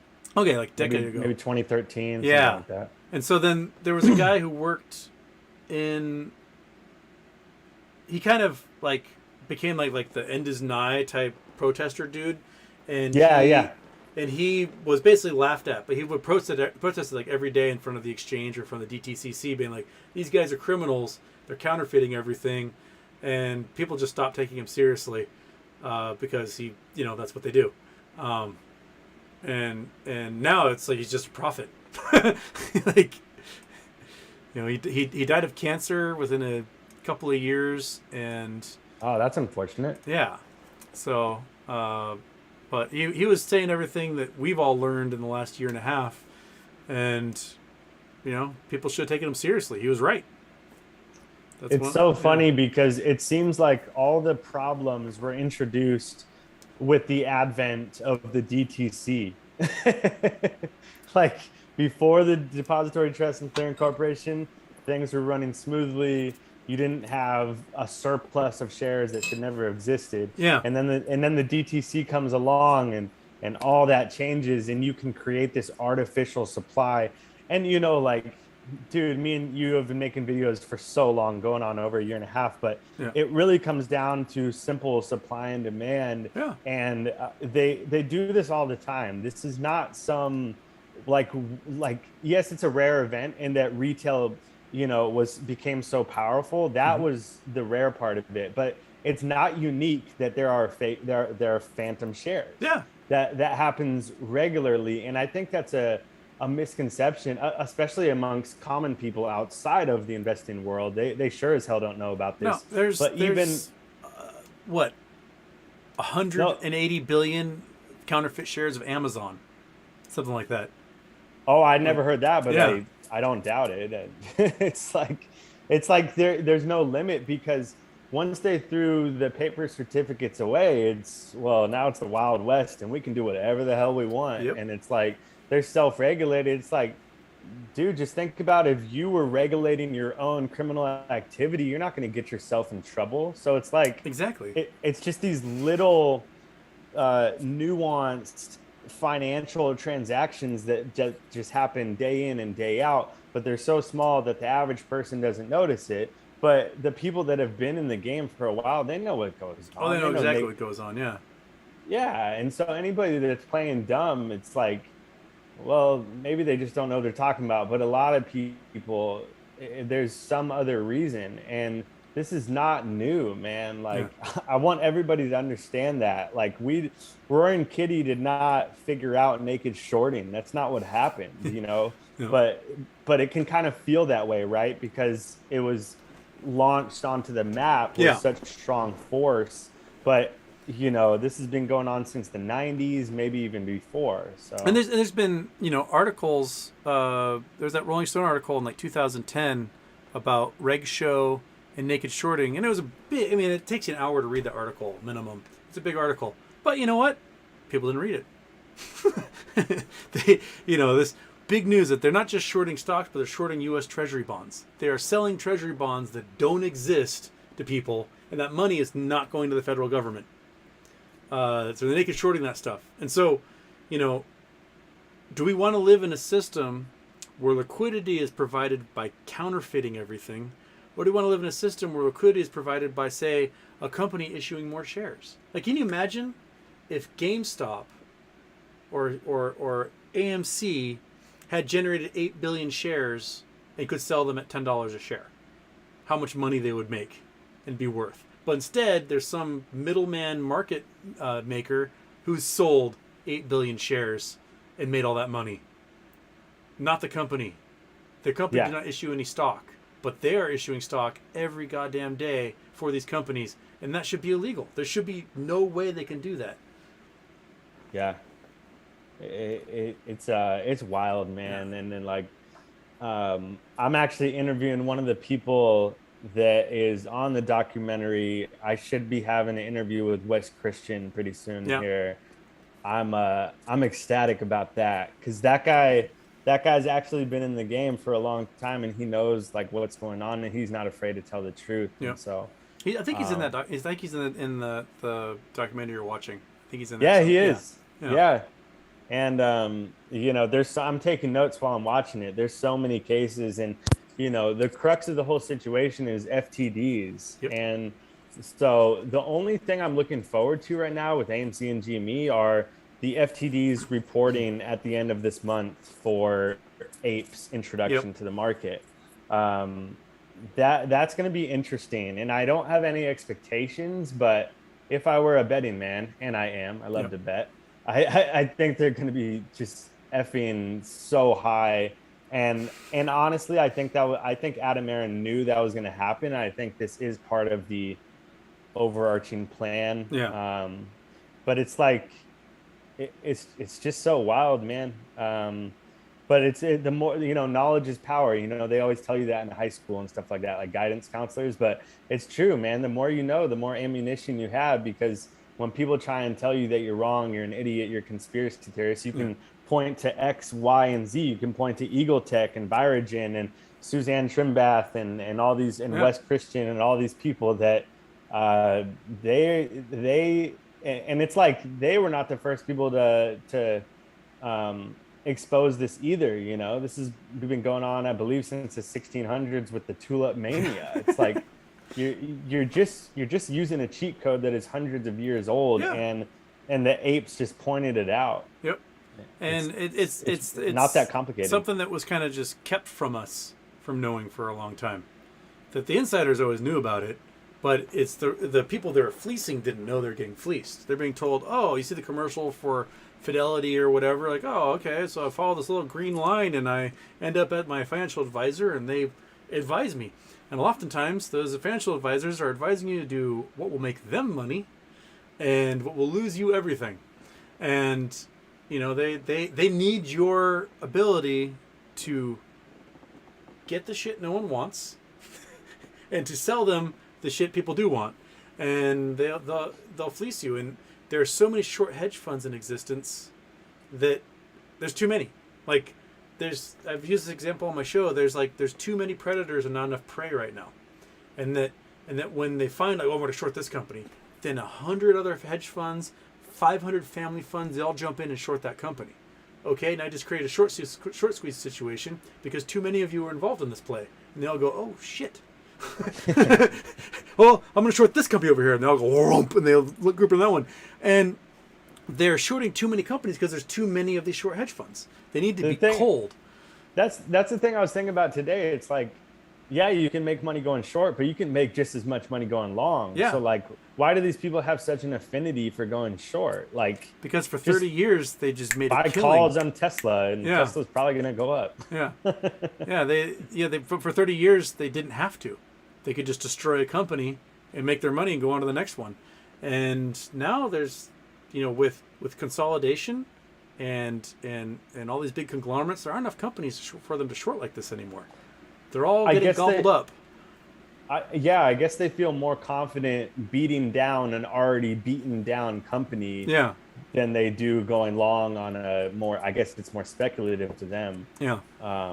Dude, let me read this thing from Superstonk if you'll let me real quick. Get in there. Oh my God. When I read it, it was just a lot of light bulbs went off. So this is it's from witching_hour on Superstonk, and it's just a few sentences, but it puts everything into perspective. All right. So they're talking about GameStop, and this person goes, I see all this pressure on retail to sell GME, but sell it to who? Sell to institutions? Why would they buy it if they think it's a bad investment? It makes no sense that I'll be selling it to other retail buyers since they're pressuring them to sell too. And he goes, LOL, I'm so confused. Who is this mysterious buyer? Oh, wait, I know. Short sellers who are desperate to get shares at a discount. Yep. If you are being pressured and gaslit just means being lied to, being fooled, tricked. It's some ruse against you. Gaslit into selling something, it means you hold something valuable. No one is going to pressure you to sell garbage. And when I read this, dude, like, it's really imperative to see things from all perspectives, like bullet time in the Matrix. You want to see it from 360 degrees. And this just simplified it all. It's like when, like, I analogized it to, I don't know anything about cars. So say I were to sell my used car, it's like I have a 2014 Honda Civic, let's just say. Oh no, you froze. Come back. Oh no, you froze. Jackson, come back. You reached out and touched something, and then that was that. He's frozen. He's frozen in time. Shall we all? All right. You may have to log out and log back in. Come back. Come back. He's checking his 2000 frozen dinner. Okay. Let's see if we can get him back in here. Shit. You froze. Oh, he's gone. Oh, here we go. He's coming back.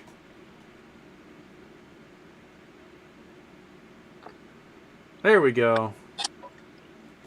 All right, I'm back on. Okay. That was weird. I got no picture from you. Okay, let me start. There we go. All right. That was a quick recovery. Good job, Jackson. All right. We left you at, you're doing the analogy of the 2014 Honda Civic. Yeah, let me finish this because I think it'll click in a lot of people's minds. I think my computer just like actually died. Fuck it. I mean, screw it. So it's like I don't know anything about cars, and let's just say I have a 2014 Honda Civic, and I post pictures. I get it all cleaned up, spick and span, and then I post it on OfferUp and Craigslist. And I go, let's just say there's no Kelley Blue Book, so I don't know how to value it. Well, I'm gonna put it at I'll put it at 5K, let's just say, even though it's worth higher. And then the buyers that are going to be making me offers, they're going to lowball it, right? So they're going to lowball me at because they can just tell from my writing, from maybe we had phone interactions, they can tell that I don't know the value of what I have, what I own. And so they're going to lowball me. They're going to offer me $3K, even though I want $5K, but the car is probably like $7,500. And so they want you to sell at a low price because they think that you don't know what you hold. And it's like, it's such a funny paradox. It's like, okay, so they want us to sell, but they don't want to buy it because they don't see a value in the company of GameStop or AMC. So who's going to buy it then if we sell? Like, it just doesn't make any sense. Yeah. But who's going to buy it in reality would be the people that sold it short, because they want us to sell our Honda Civics at $3K instead of $7,500. Exactly. And it's really simple when it comes down to it, but I don't know, man. It's wild. No, they want us to go, oh no, it's all coming to an end, just get out. And then the price goes from $10 to $1. And then when they do have to go in, we shorted this thing at $15, we can buy it at $1 and get out of this thing. So they want us to panic. But the thing is that we stopped panicking. We stopped panicking a year and a half ago, and they still don't have an answer for it. So but it's cheaper for them to pay someone to write an article on Motley Fool or on Market Watch or Seeking Alpha and be like, look, the fundamentals is bad. You guys are idiots for getting into this. You get out while you can, because you might as well get your $29 for your stock, because it could be worth $0 tomorrow. And they've been saying that same thing every single solitary day, every week, every month for 2 years. And the stock still hasn't gone to $0. Right? It still jumps up 100, 200% every once in a while, seemingly randomly, but it's probably tied to ETFs and FTDs and everything else.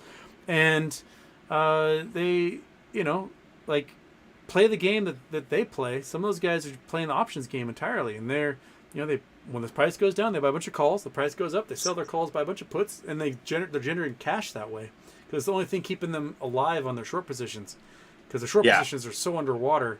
I forget who posted the data, but it was during the August run-up that anytime AMC was $16 and above, $23 and above, the shorts were losing money like crazy. Anytime GME was above $16, the shorts are losing money. Well, GME's been nothing close to that $16 price at all. AMC right now, you got to calculate both APE and AMC in there to calculate the price. So right now they're what, $10 and $5, so it's like $15 total. Yeah, it's 16 or 17. Yeah, so you got to calculate together. So right now AMC is a little bit under that threshold to really cause pain, but it will jump again by the end of the month. So, once that added price gets about $23, they're in pain again, and let's cause them pain. Yeah, I really think Adam Aaron has a plan, and I really think APE is just a share count for AMC. Like, everybody has all these crazy theories, and my hat's off to people that are putting in this work and like trying to figure out what's going on. But I really think it's Occam's razor. I think it's the simplest thing. I think the apes that were not delivered, well, those are naked shorts on AMC. Yep. It's really, in my mind, it's really straightforward, and you don't have to like decipher all his tweets. No, because it was a 1-to-1. Yep. It was so simple, And if let's say I had 1,000 shares of AMC, I was supposed to get 1,000 AMC preferred equity units. And if I don't get that, I only get 500. Well, that means half of mine were just IOUs, the result of a naked short. And then you add up my 500 IOUs with his 500 IOUs and hers, and you add all those up. Those are FTDs on APE, which are naked shorts on AMC, which have to be closed out, which create a squeeze. Yeah, yeah. So it's coming. I think that we're going to have a little bit of like perfect storm situation where the bottom falls out of the SPY on a day all these FTDs are due, and we get something magic out of it. And with the phase 6, I think a lot of these smaller funds, I mean, say smaller, but they still do 8 billion a year in transactions or more. They might not have the collateral right now because there's no cash in the system. No one has cash. And there might not be the collateral available for them to meet their margin requirements to do their swaps now. So when we get to these T35 dates for a lot of these stocks, they aren't going to be able to trade their way out of it because they don't have the collateral on hand to be allowed to do those trades according to the ISDA. So I'm hoping to see failures that come, end of September, beginning of October. We start to see announcements of hedge funds getting just obliterated because the international community is just tired of basically the gaps in the American system, these loopholes that exist. I guess I gotta do more research on swaps, man, because I don't even know what they are, to be honest. Well, the basic, like, if I were to do swaps 101 in just a couple of sentences, you can take your debt and trade with someone else's debt, right? So if you have from fund to fund, fund institution to fund. Yep. So you can, let's say you have, I don't know, $100 million liability because you shorted AMC, right? And you short a whole bunch of stocks, and those stocks are coming due at T35. And if you don't provide those stocks, you get liquidated out of existence to buy those stocks and close that position. That's what the reg show rules all say. But there's a loophole in that there's somebody else who might have shorted $100 million in GME, and their T35 date's coming up. And so you two can trade your liabilities with each other, and it resets that clock back to T35 again. And so why are they helping each other out? Because they're buddies? Because they have no other option. If they don't help each other out, they both blink out of existence. And so what the DOJ is investigating right now is RICO, racketeering between these hedge funds, because they're supposed to be enemies. They're not supposed to be in collusion with each other. And it seems to be that they're using the swaps market as a way of colluding to avoid their obligations. It's because they're just constantly trading these debts, resetting the clock, and then no one has to cover them. And are swaps transactions that the public can view? Sometimes yes, sometimes no. So because if we could see it, that seemed like a no-brainer. They get hidden in the derivatives market. So like Boss Bluntz is able to find a lot of them, but usually years down the road. A lot of the work he was doing, last fall was looking into a lot of these derivative swaps that were happening.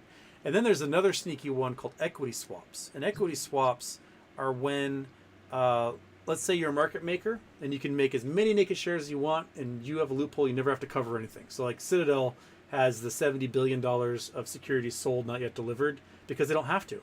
They can just sell it and then go, you can't make me buy it, so I'm not going to ever actually deliver anything. What Citadel and other market makers that can do is they can rent their market maker status to a hedge fund. So the hedge fund wants to short something, they tell Citadel, hey Citadel, I want you to short $1 billion in this stock, and I will rent from you the liability of that stock.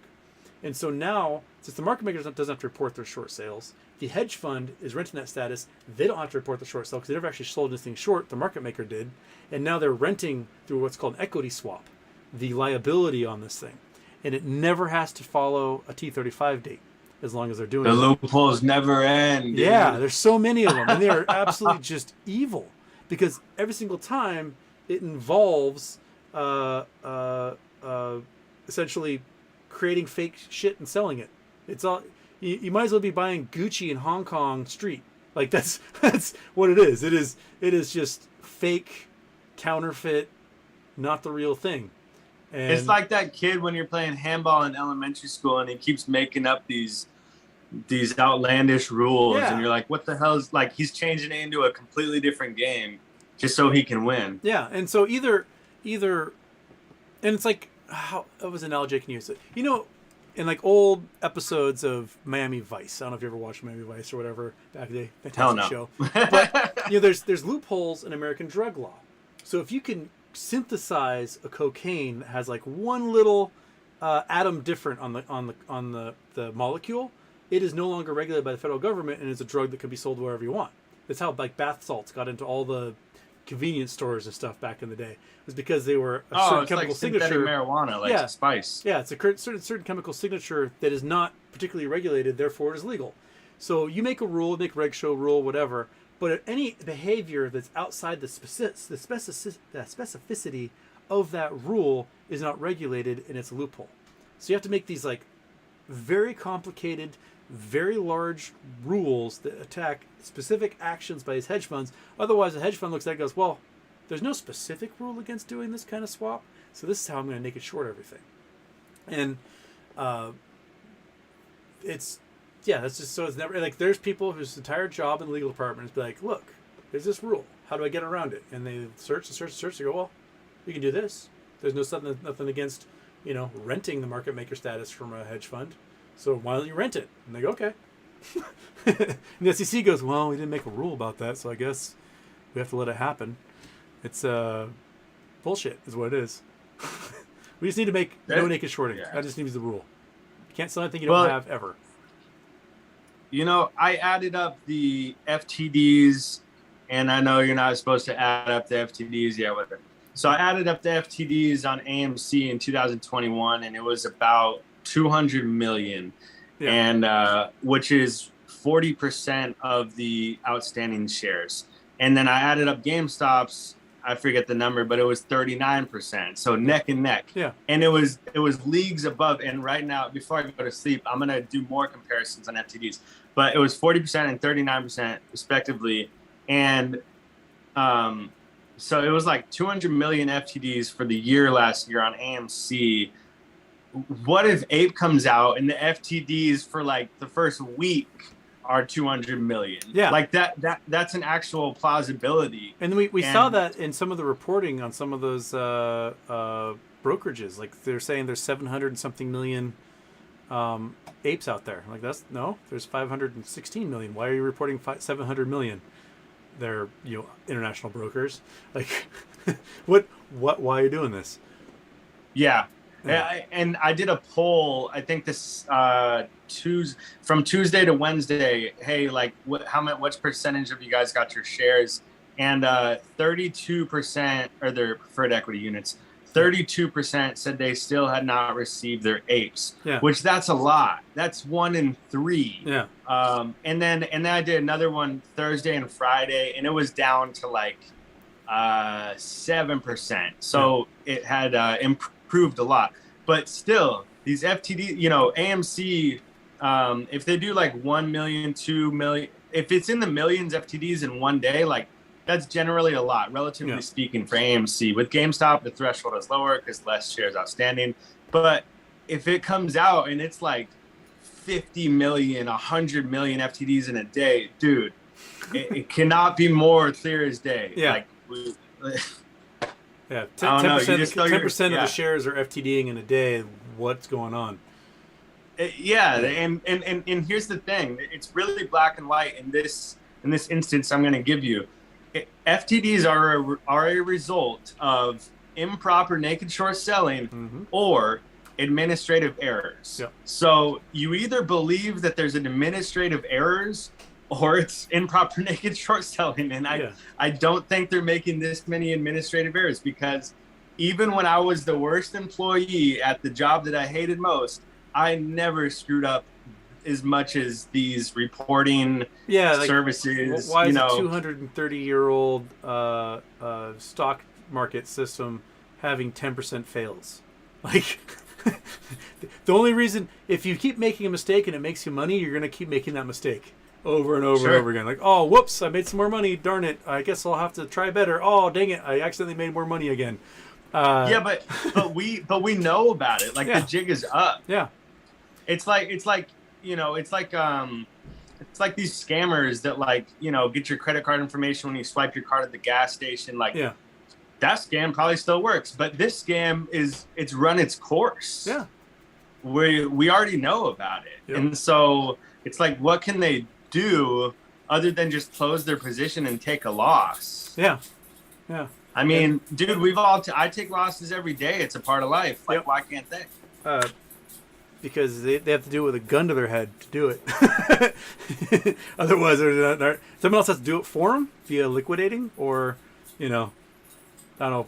What I don't know. It's going to be interesting come November when quarter 3 ends and we get all this info about like how the various hedge funds have done, and if these hedge funds have faced their straight quarter of losses, then a whole bunch of fire sale clauses happen where their customers who before wouldn't be allowed to take their money out can take whatever they want out. And I think a lot of hedge funds are going to see their billionaire and millionaire customers go, you know what? You've lost me 40% this year. I'm out. And their assets are going to vaporize, but their liabilities are still going to remain the same. So November is going to be a really interesting month to see what happens.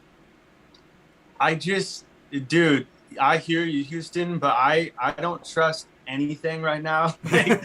All I trust are the FTDs. That's all I trust, because it's like, dude, everything gets pushed back. Everything gets pushed to the side. Nothing gets enforced. I don't trust.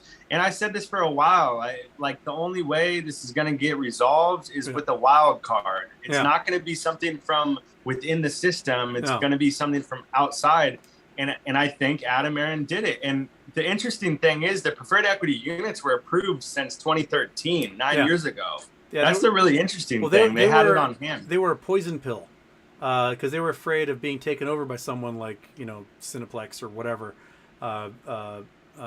And so they created this poison pill so that if there was a hostile takeover, they could dump all these shares and there would be no way for them to ever be taken over. It would cost too much money. Yeah, so what they did, they repurposed it. They're like, okay, so if it could be used for this, why don't we use it for this? And it's also a great way for Adam Aaron in the end to make a pile of cash if he wants to. Like he can sell to others and raise a whole bunch of capital, get out of debt, and move forward. Which, if he does it before these hedge funds face liquidation for not delivering their shares, then it might hurt a bit for the investors. But if he just waits a few months, they got enough cash on hand, they could pay off their bonds, they're doing fine. If he just waits a few months before he sells it all, then I think he's golden. The company will have long-term viability for sure. Yeah, I think they can kill two birds with one stone. He's got to be cognizant of the fact that, apes will, I won't, but they're not everybody has the same mentality as me, but some apes will sell if this downtrend continues to $3, $2, $1. Yeah. Some apes are going to sell. And if enough apes sell, well, bye-bye to the business. Yep. And Adam Aaron is aware of that. Yeah. So and I'm not saying it's all on him. When I say Adam Aaron, I'm talking about the people that run the company, the board, the executives. Yeah. They are fully aware of that. They understand our movement. They get it. And so they can't allow that to happen. And so I really think they're going to kill two birds with one stone. And that as you said that, someone put in the chat, get two birds stoned at once. Hey, get two birds stoned at once, man. Whatever, man. Fuck, I haven't been stoned in 10 years. But yeah, I think there's going to be two things happening, and then I think AMC is going to flourish as well. And I don't know, man. I'm at a point in my journalistic career, quote unquote. I say that because I'm not a journalist, but I'm at a point where it's there's nothing else for me to really say. We covered it all. Yep. I mean, we've talked about everything, and there's a lot of times when I do my daily updates where I'm like, well, there's really not much to update on today. So I keep it short. Twiddling the thumbs and just kind of waiting. Yeah. It's there's no use. I love talking to you and talking to other people shooting the breeze, but there's really nothing else to talk about. There's a crap ton of FTDs, and those eventually will be bought back into the system. And if they're not, that's because AMC goes to $0 per share, and I just don't see that happening. Yeah. So, and same thing goes for GameStop as well. And countless others. I mean, I'm out of Bed Bath & Beyond, but Bed Bath & Beyond's been growing all week because of FTDs. And even though they basically took all the advice from Boston Consulting Group, and they're going to destroy that company. But the FTDs are causing them to go up to $9 today. So, they the FTDs do have power. They were on the thresholds list. They have to buy or face doom, and since that phase 6 has come in, I think a lot of these family funds and hedge funds can't swap their way out of it. So they're having to go in and buy the shares. So I'm really, really curious to see where the FTD cycle goes in the coming months, now that a lot of these groups don't have the assets to be allowed to participate in the swaps market. So I was talking to Randall, like when he thought he would see the effects of implementation of phase 6. And, you know, he didn't really give me a date, which I understand. Like he thought maybe like months, or like, when do we see the effects of these initial margin requirements, the updated ones? I think we'll start seeing it when FTDs come due for a lot of these guys, because they won't. If let's say you are a family the next fund, reporting date. Possibly, yeah. Whenever those T35s start to come due, because let's say you're a family fund, you are a mid-sized family fund, which means, you know, you have, I don't know, $400 million in assets, right? You're a rich family, but because of the way margin is set up, you can do, $120 billion in trades or whatever. No, sorry, $12 billion in trades. Yeah, $12 billion in trades. So you can do $12 billion in trades with that money. So you are now doing trades here and there each year, and you're probably crossing that $8 billion threshold for the derivatives market. You've shorted a bunch of stuff. And you now are like, oh crap, I got T35 date coming up. It's time to hit the old Bloomberg terminal, find ourselves someone we can do a swap with. And all of a sudden you get this flag goes, wah, wah. You need to provide more liquidity, more collateral to be able to do this trade. And you're like, what the fuck? Why should I have to provide more? I've been doing this stuff all year long. I've got my 30-to-1 margin. I'm doing all these trades. Oh gosh, dang it, dog. And they, you know, and all of a sudden they're like, no, you can't do it. And if you try to do it, you're going to be blacklisted by the international banks and not be able to trade with anyone. You're like, well, how much money do I have to provide? Well, you provide another like $400 million. Well, I don't have $400 million, right? So all of a sudden, you don't have the money necessary to do your swap. And T35 is closing in. You're like, oh shit, I have, you know, $100 million in short position I've got to close in a week. And I don't have $100 million. I don't have the assets available. So if I sell off $100 million of my $400 million in assets, right, to close this position, all of a sudden I am now, rather than a 30-to-1 ratio, I am now like 40-to-1. And I'm going to get liquidated by my banks and by the prime brokers. And so I think a lot of these folks might have just found themselves in deep, deep doo-doo. And it might come sooner than we think, because I think these international banks are sick and tired of getting scammed by the American family funds and hedge funds. Okay, but they're not going to be surprised by this. Like, they're no dummies. They know how money works. They know how the system works. And I've known about phase 6 since like last 12 months ago. Yeah. So I can follow the bouncy ball, like what you're teaching me right now, but they're not going to be surprised. Oh, shit. Ah, dang it. There, it did the, I forgot about the 40-minute thing. Let's see if I can open up another one here. New meeting. Get that going there. New meeting. Participants, invite, copy invite link. I'm going to reply. I'm going to go like that. I'm going to send it. Go back here. Open you up. Is that? There's a new one. Okay. So, copy. No. Copy that. Which one is the old one? 1101, 1144. That's the one. All right. Copy. Go there. Click on that. Send him another one. Okay. Jackson, I just sent you another one if you're still on the chat here. Okay. Oh, here we go. Okay.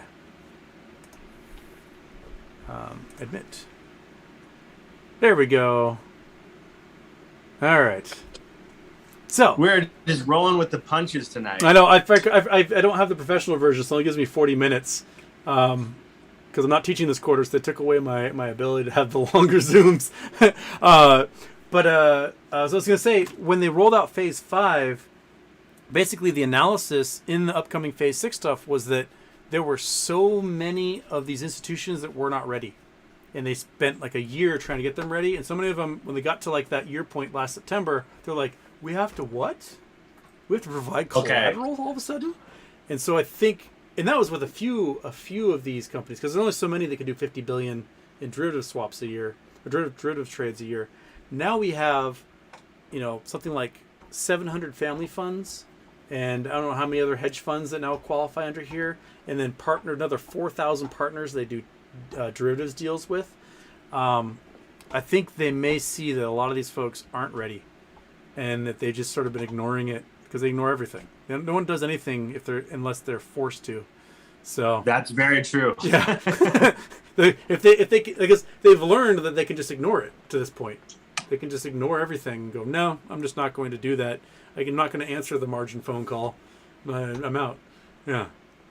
I was just talking about that with an old friend of mine. He faced a lot of adversity in high school, and and I didn't, and so he had to grow up earlier than I did. But yeah, that's a whole nother thing. Yeah, people don't change typically unless they have to. Yeah. But so you're saying basically it's a lengthy process. It's a big ball of yarn that they have to untangle, and that can take time. Yeah. So one of the main reasons they started this process years ago was exemplified with Archegos. So Archegos had, I think it was 800 million in assets is what they had. And they went to a bank, let's say Credit Suisse. They say, hey, Credit Suisse, we want margin. Credit Suisse was like, cool, what's your collateral? And they go, oh, there's $800 million. Like, sweet, here's, $5 billion you can play with. I'm like, sweet. And then they went to Nomura in Japan. Like, hey, Nomura, can we have some margin? And Nomura's like, yeah, man, totally. What's your assets? Okay, $100 million in assets. Like, oh, sweet, here's $4 billion to play with. Sweet. And then went to Goldman Sachs. Like, hey, Goldman Sachs, can we have some margin? Like, yeah, totally. What do you have for collateral? I've got this 800. So they promised this $800 million to 5 different banks, and without those other banks knowing they'd already promised that collateral to others. And so when they tried to short Discovery, and who was the other big company they're trying to short, and they went underwater on it? Viacom? Yeah, one of those. And or they were long Viacom. Yeah, because they did the merger and whatever happened. But that's when these 5 banks all discovered that the same collateral had been promised to them, and that this company had the 30-to-1 margin essentially 5 times this family fund. And so what they're setting up now is a registry, so that when you are a hedge fund or a family fund, you can't promise that collateral to multiple prime brokers. You can only promise it to one, and then that's it. It's kind of a signs like, hey, you can't naked short your collateral to us. So do you think there were more Archegos Capital-like family offices that were operating the same way? Oh, yeah, because the family offices don't have to report anything. They don't have to file any filings of what they own. And so no one knows what they have, right? And so you can go to a bank and say, this is my collateral, because you show them once, but you don't have to show it to another bank. And you don't have to report anything about your margin. So you can take that margin out, and there's no reporting system, so that another bank doesn't know that you already have margin with this bank using all of your collateral. So the system, a part of it, is creating a record of what that collateral is in order to keep these family funds and hedge funds from basically gaming the system. It'd be like, taking out 1,000 credit cards all at once, and then like applying for them all the same day, so the credit reporting system can't keep track, and you get 1,000 credit cards and you just spend all the money. And yeah. But because like each credit card was like, oh, you make $50,000 a year, I can give you $1,000 of credit. We just did 1,000 of them, so you have $1 million that you can play with. And what are they gonna do, right? But like again, these guys know what they're doing at Archegos. So like, how did they get caught? Didn't they have a plan? Like they got caught because they went underwater on their Discovery short. And I can't remember which bank was that did the initial margin call, but one of those prime brokers, one of those investment banks they're borrowing from, was like, all right, we're gonna need our shit back, and then they so maybe one of the banks was hurting, yeah, and they needed cash, an injection, yep, and Okay, so it was just a one oversight, Yep. and they then, had too many cards stacked yeah, up. and the short position was so large that essentially, like, I think Credit Suisse is still sitting on billions in short positions they can't close because they don't have the cash to do it. So, Really? Yeah, and as a Holy result, cow. the Swiss central bank has been hemorrhaging cash, keeping Credit Suisse afloat. So like the Swiss central bank is losing money, a whole bunch of it right now, because Credit Suisse is such a liability to like the entire banking system in Switzerland. So, and it's all based upon Archegos. That's just one family fund. How many other family funds were doing things exactly like them? The Bill Hwang can't be the only one. There's got to be others that were playing that same game, because they all talk to each other. They all get drunk at the bars and like, I can totally get another $5 billion from Goldman, just like I got from J.P. Morgan. They all do that, and while the getting was good, while they were able to short everything to shit, they could make so much money in the short term, but all of a sudden they can't do that anymore.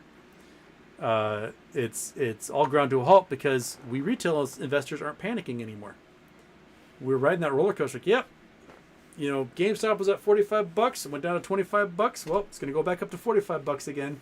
No one freaked out, and because we don't freak out anymore, I think these investment banks are like, oh Christ, we have to figure out what's going on with all these short sellers under us, because we don't know. It is like a shroud of mystery.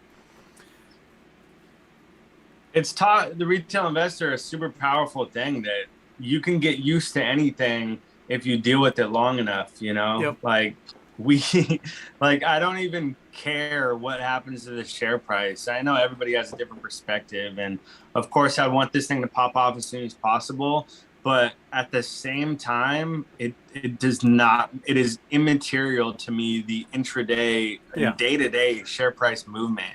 And honestly, that's a very powerful life lesson, because anything that comes your way, it just takes a little bit of time to adapt to it, and then eventually it becomes second nature, and it's all you know. Yep. And it's like all us apes know is buying and holding. Yep. And when you like, that's super powerful. And all I'm gonna say is I would not want to be short AMC and GME. I mean, there's just too much firepower beneath it. Like, and the same thing, like Tesla has a very similar, what should I call it? Like an enthusiastic crowd behind it. Like there's just certain companies you don't want to be short because their investors are too resilient and they're too passionate. Yeah. Yeah. Like you don't want to short companies that have like a cult following. Yeah. It's like people always like to, I've been researching Tesla a little bit, and people like to trash the company a lot. And, oh, the automatic driving is terrible. It just killed 5 people this weekend. And, I love trashing Tesla personally. Yeah, you're a perfect example. But, and they say things like the price to earnings is way off, and they weren't even profitable until 2019 or whatever year it was. But at the same time, look at the share price. It just goes up. So, like, you can talk all you want. It's a long squeeze. It's been squeezed. Too many people went short on it, and they all have liabilities. And then you have a cult. Elon's got a cult following, so you have a whole bunch of dudes that just want to drive Teslas and talk about Elon, and they want as much of Tesla stock as they can. And they I think they're cool cars. Yeah. I don't have one, but I think they're cool. And I don't know. I know you're not Elon's biggest fan, no, but I think Elon's a piece of shit. The fact of the matter is he's arguably the most influential person on the planet. Yeah, it's up there. Yeah. Yeah. I think he's gonna lose big time in this chancery court. He's gonna lose a huge chunk of his fortune. I haven't even been following that. Oh man, there's something about they're gonna force him to buy Twitter or something. Well, either force him to buy Twitter, which at this point is going to cause him to have to liquidate a huge chunk of his Tesla stock, to the point where he won't. Which he already sold. Like he already sold a lot recently. Months ago. Yeah. But he might have to. He had to promise. I think it was 3-1. So he had to promise 300% of his Tesla shares in order to get the loan to buy Twitter. And if the Tesla shares drop below a certain price, the bank takes all of them. as takes the collateral and he still owes money on the loan.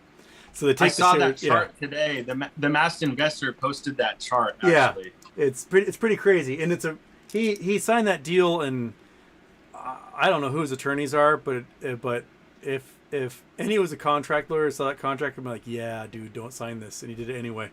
So the Chancery Court's going to make... He's cavalier, Houston. Yeah. He's cavalier. So the Chancery Court's going to make him do one of two things.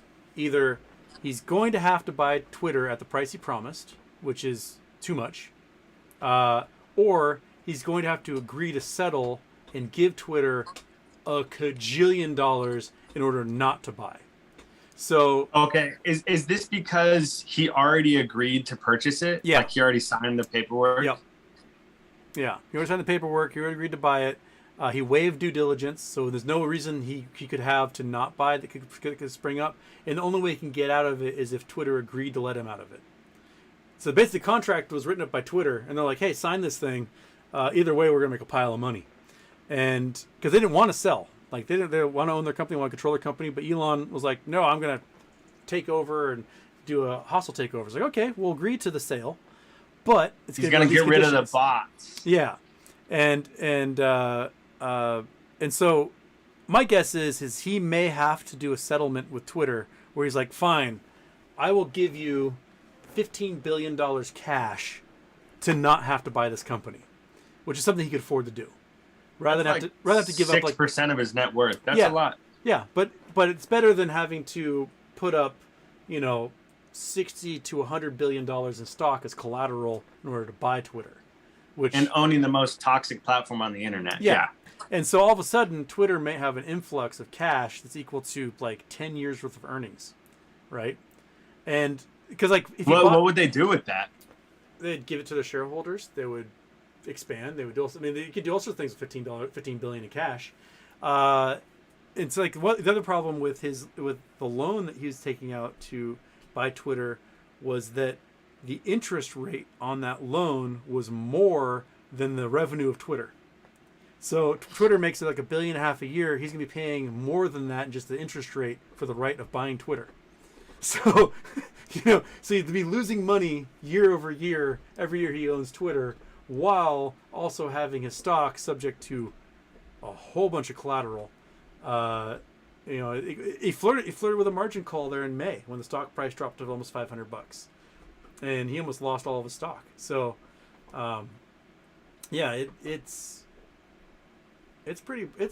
he signed a really terrible contract. He should never have done it, but he was so adamant in getting Twitter and like being an internet troll or something that he signed that thing. And Twitter's lawyers were like, "You stupid motherfucker." Just like Mr. Burns going, "Excellent."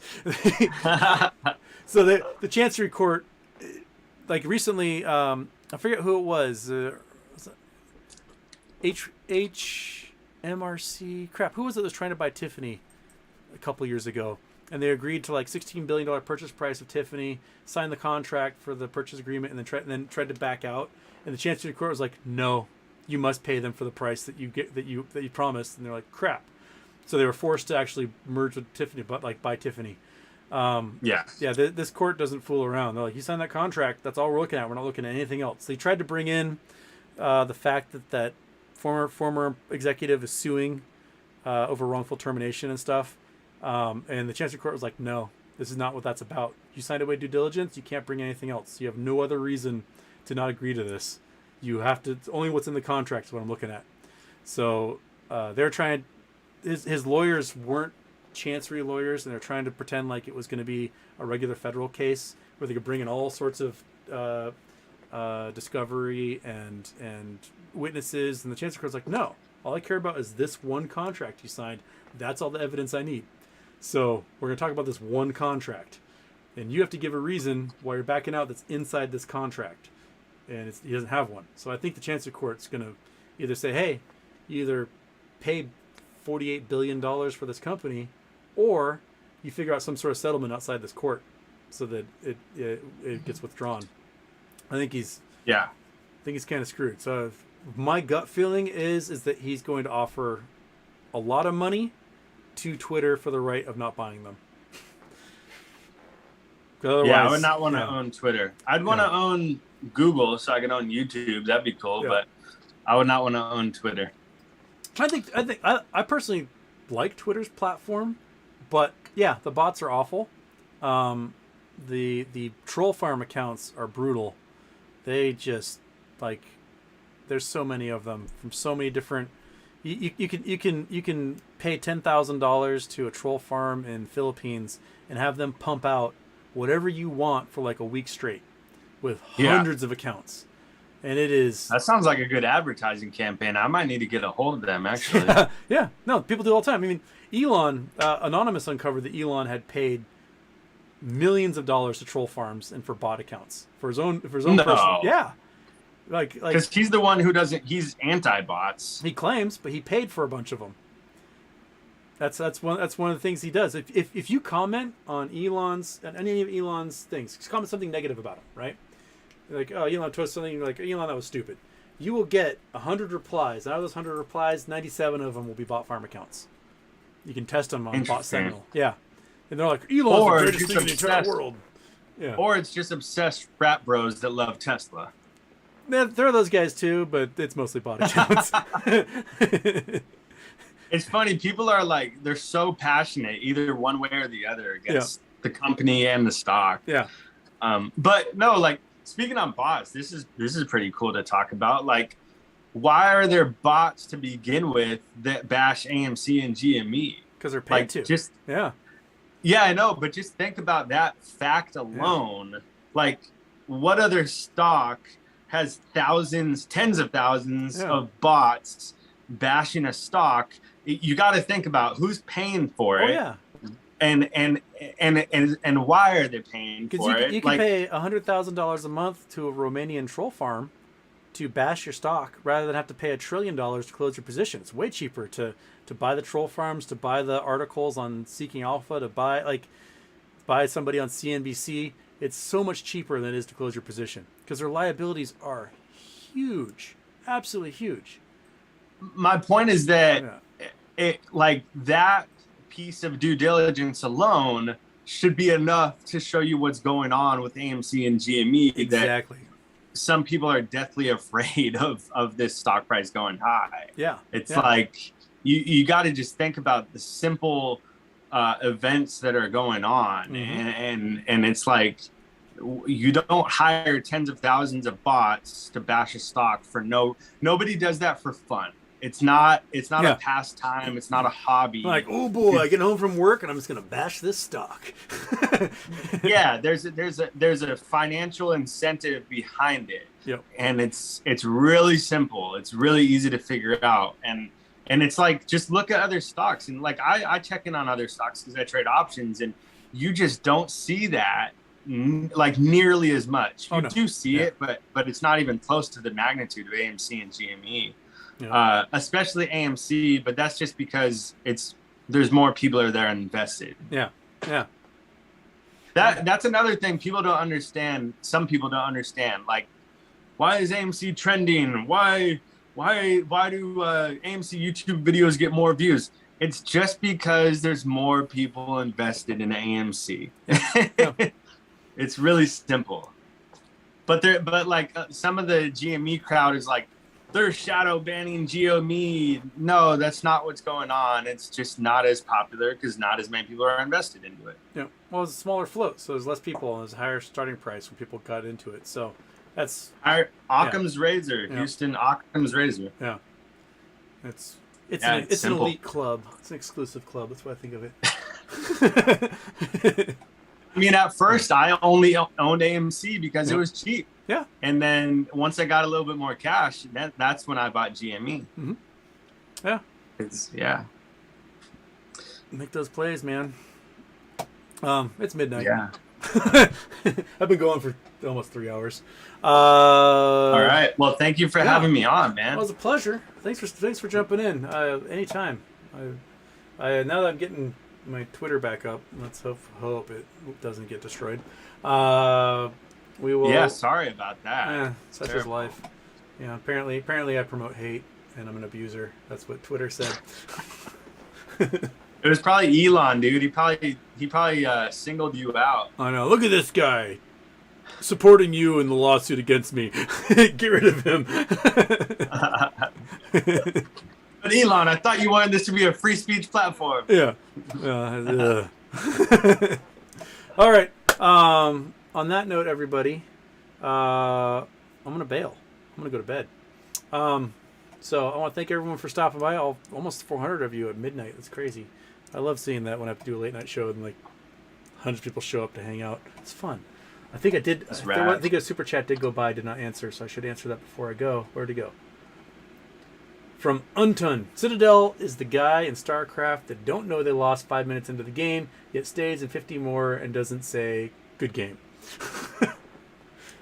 Yeah, I mean, I think Citadel does know that like someone's making a pine box for them right now. There's a carpenter sawing, measuring dimensions, and it's that thing up, and there's a grave digger is like, washing the backhoe to dig that grave site. They're tuning the organ. Yeah, I mean they just closed the the European organ operations. Is getting, the pipes are getting cleaned in the organ. Exactly. They just closed the European, or they agreed to liquidation of the European holdings today or last week. He's moving everything to Florida. They're buying huge amounts of real estate because in Florida it's really hard to seize real estate if you're suing for damages. Because I think they know their clients are going to come for them. He just bought the most expensive house in Florida for $100 and something million. I think Ken Griffin knows exactly what's coming, and they're shoring up against it. So there's blood. There's blood in the water. Everything's been chummed. So all right, everybody. I want you to have a good night. Enjoy yourselves. Have a great time. I'm going to After Dark it. Shabam. Peace.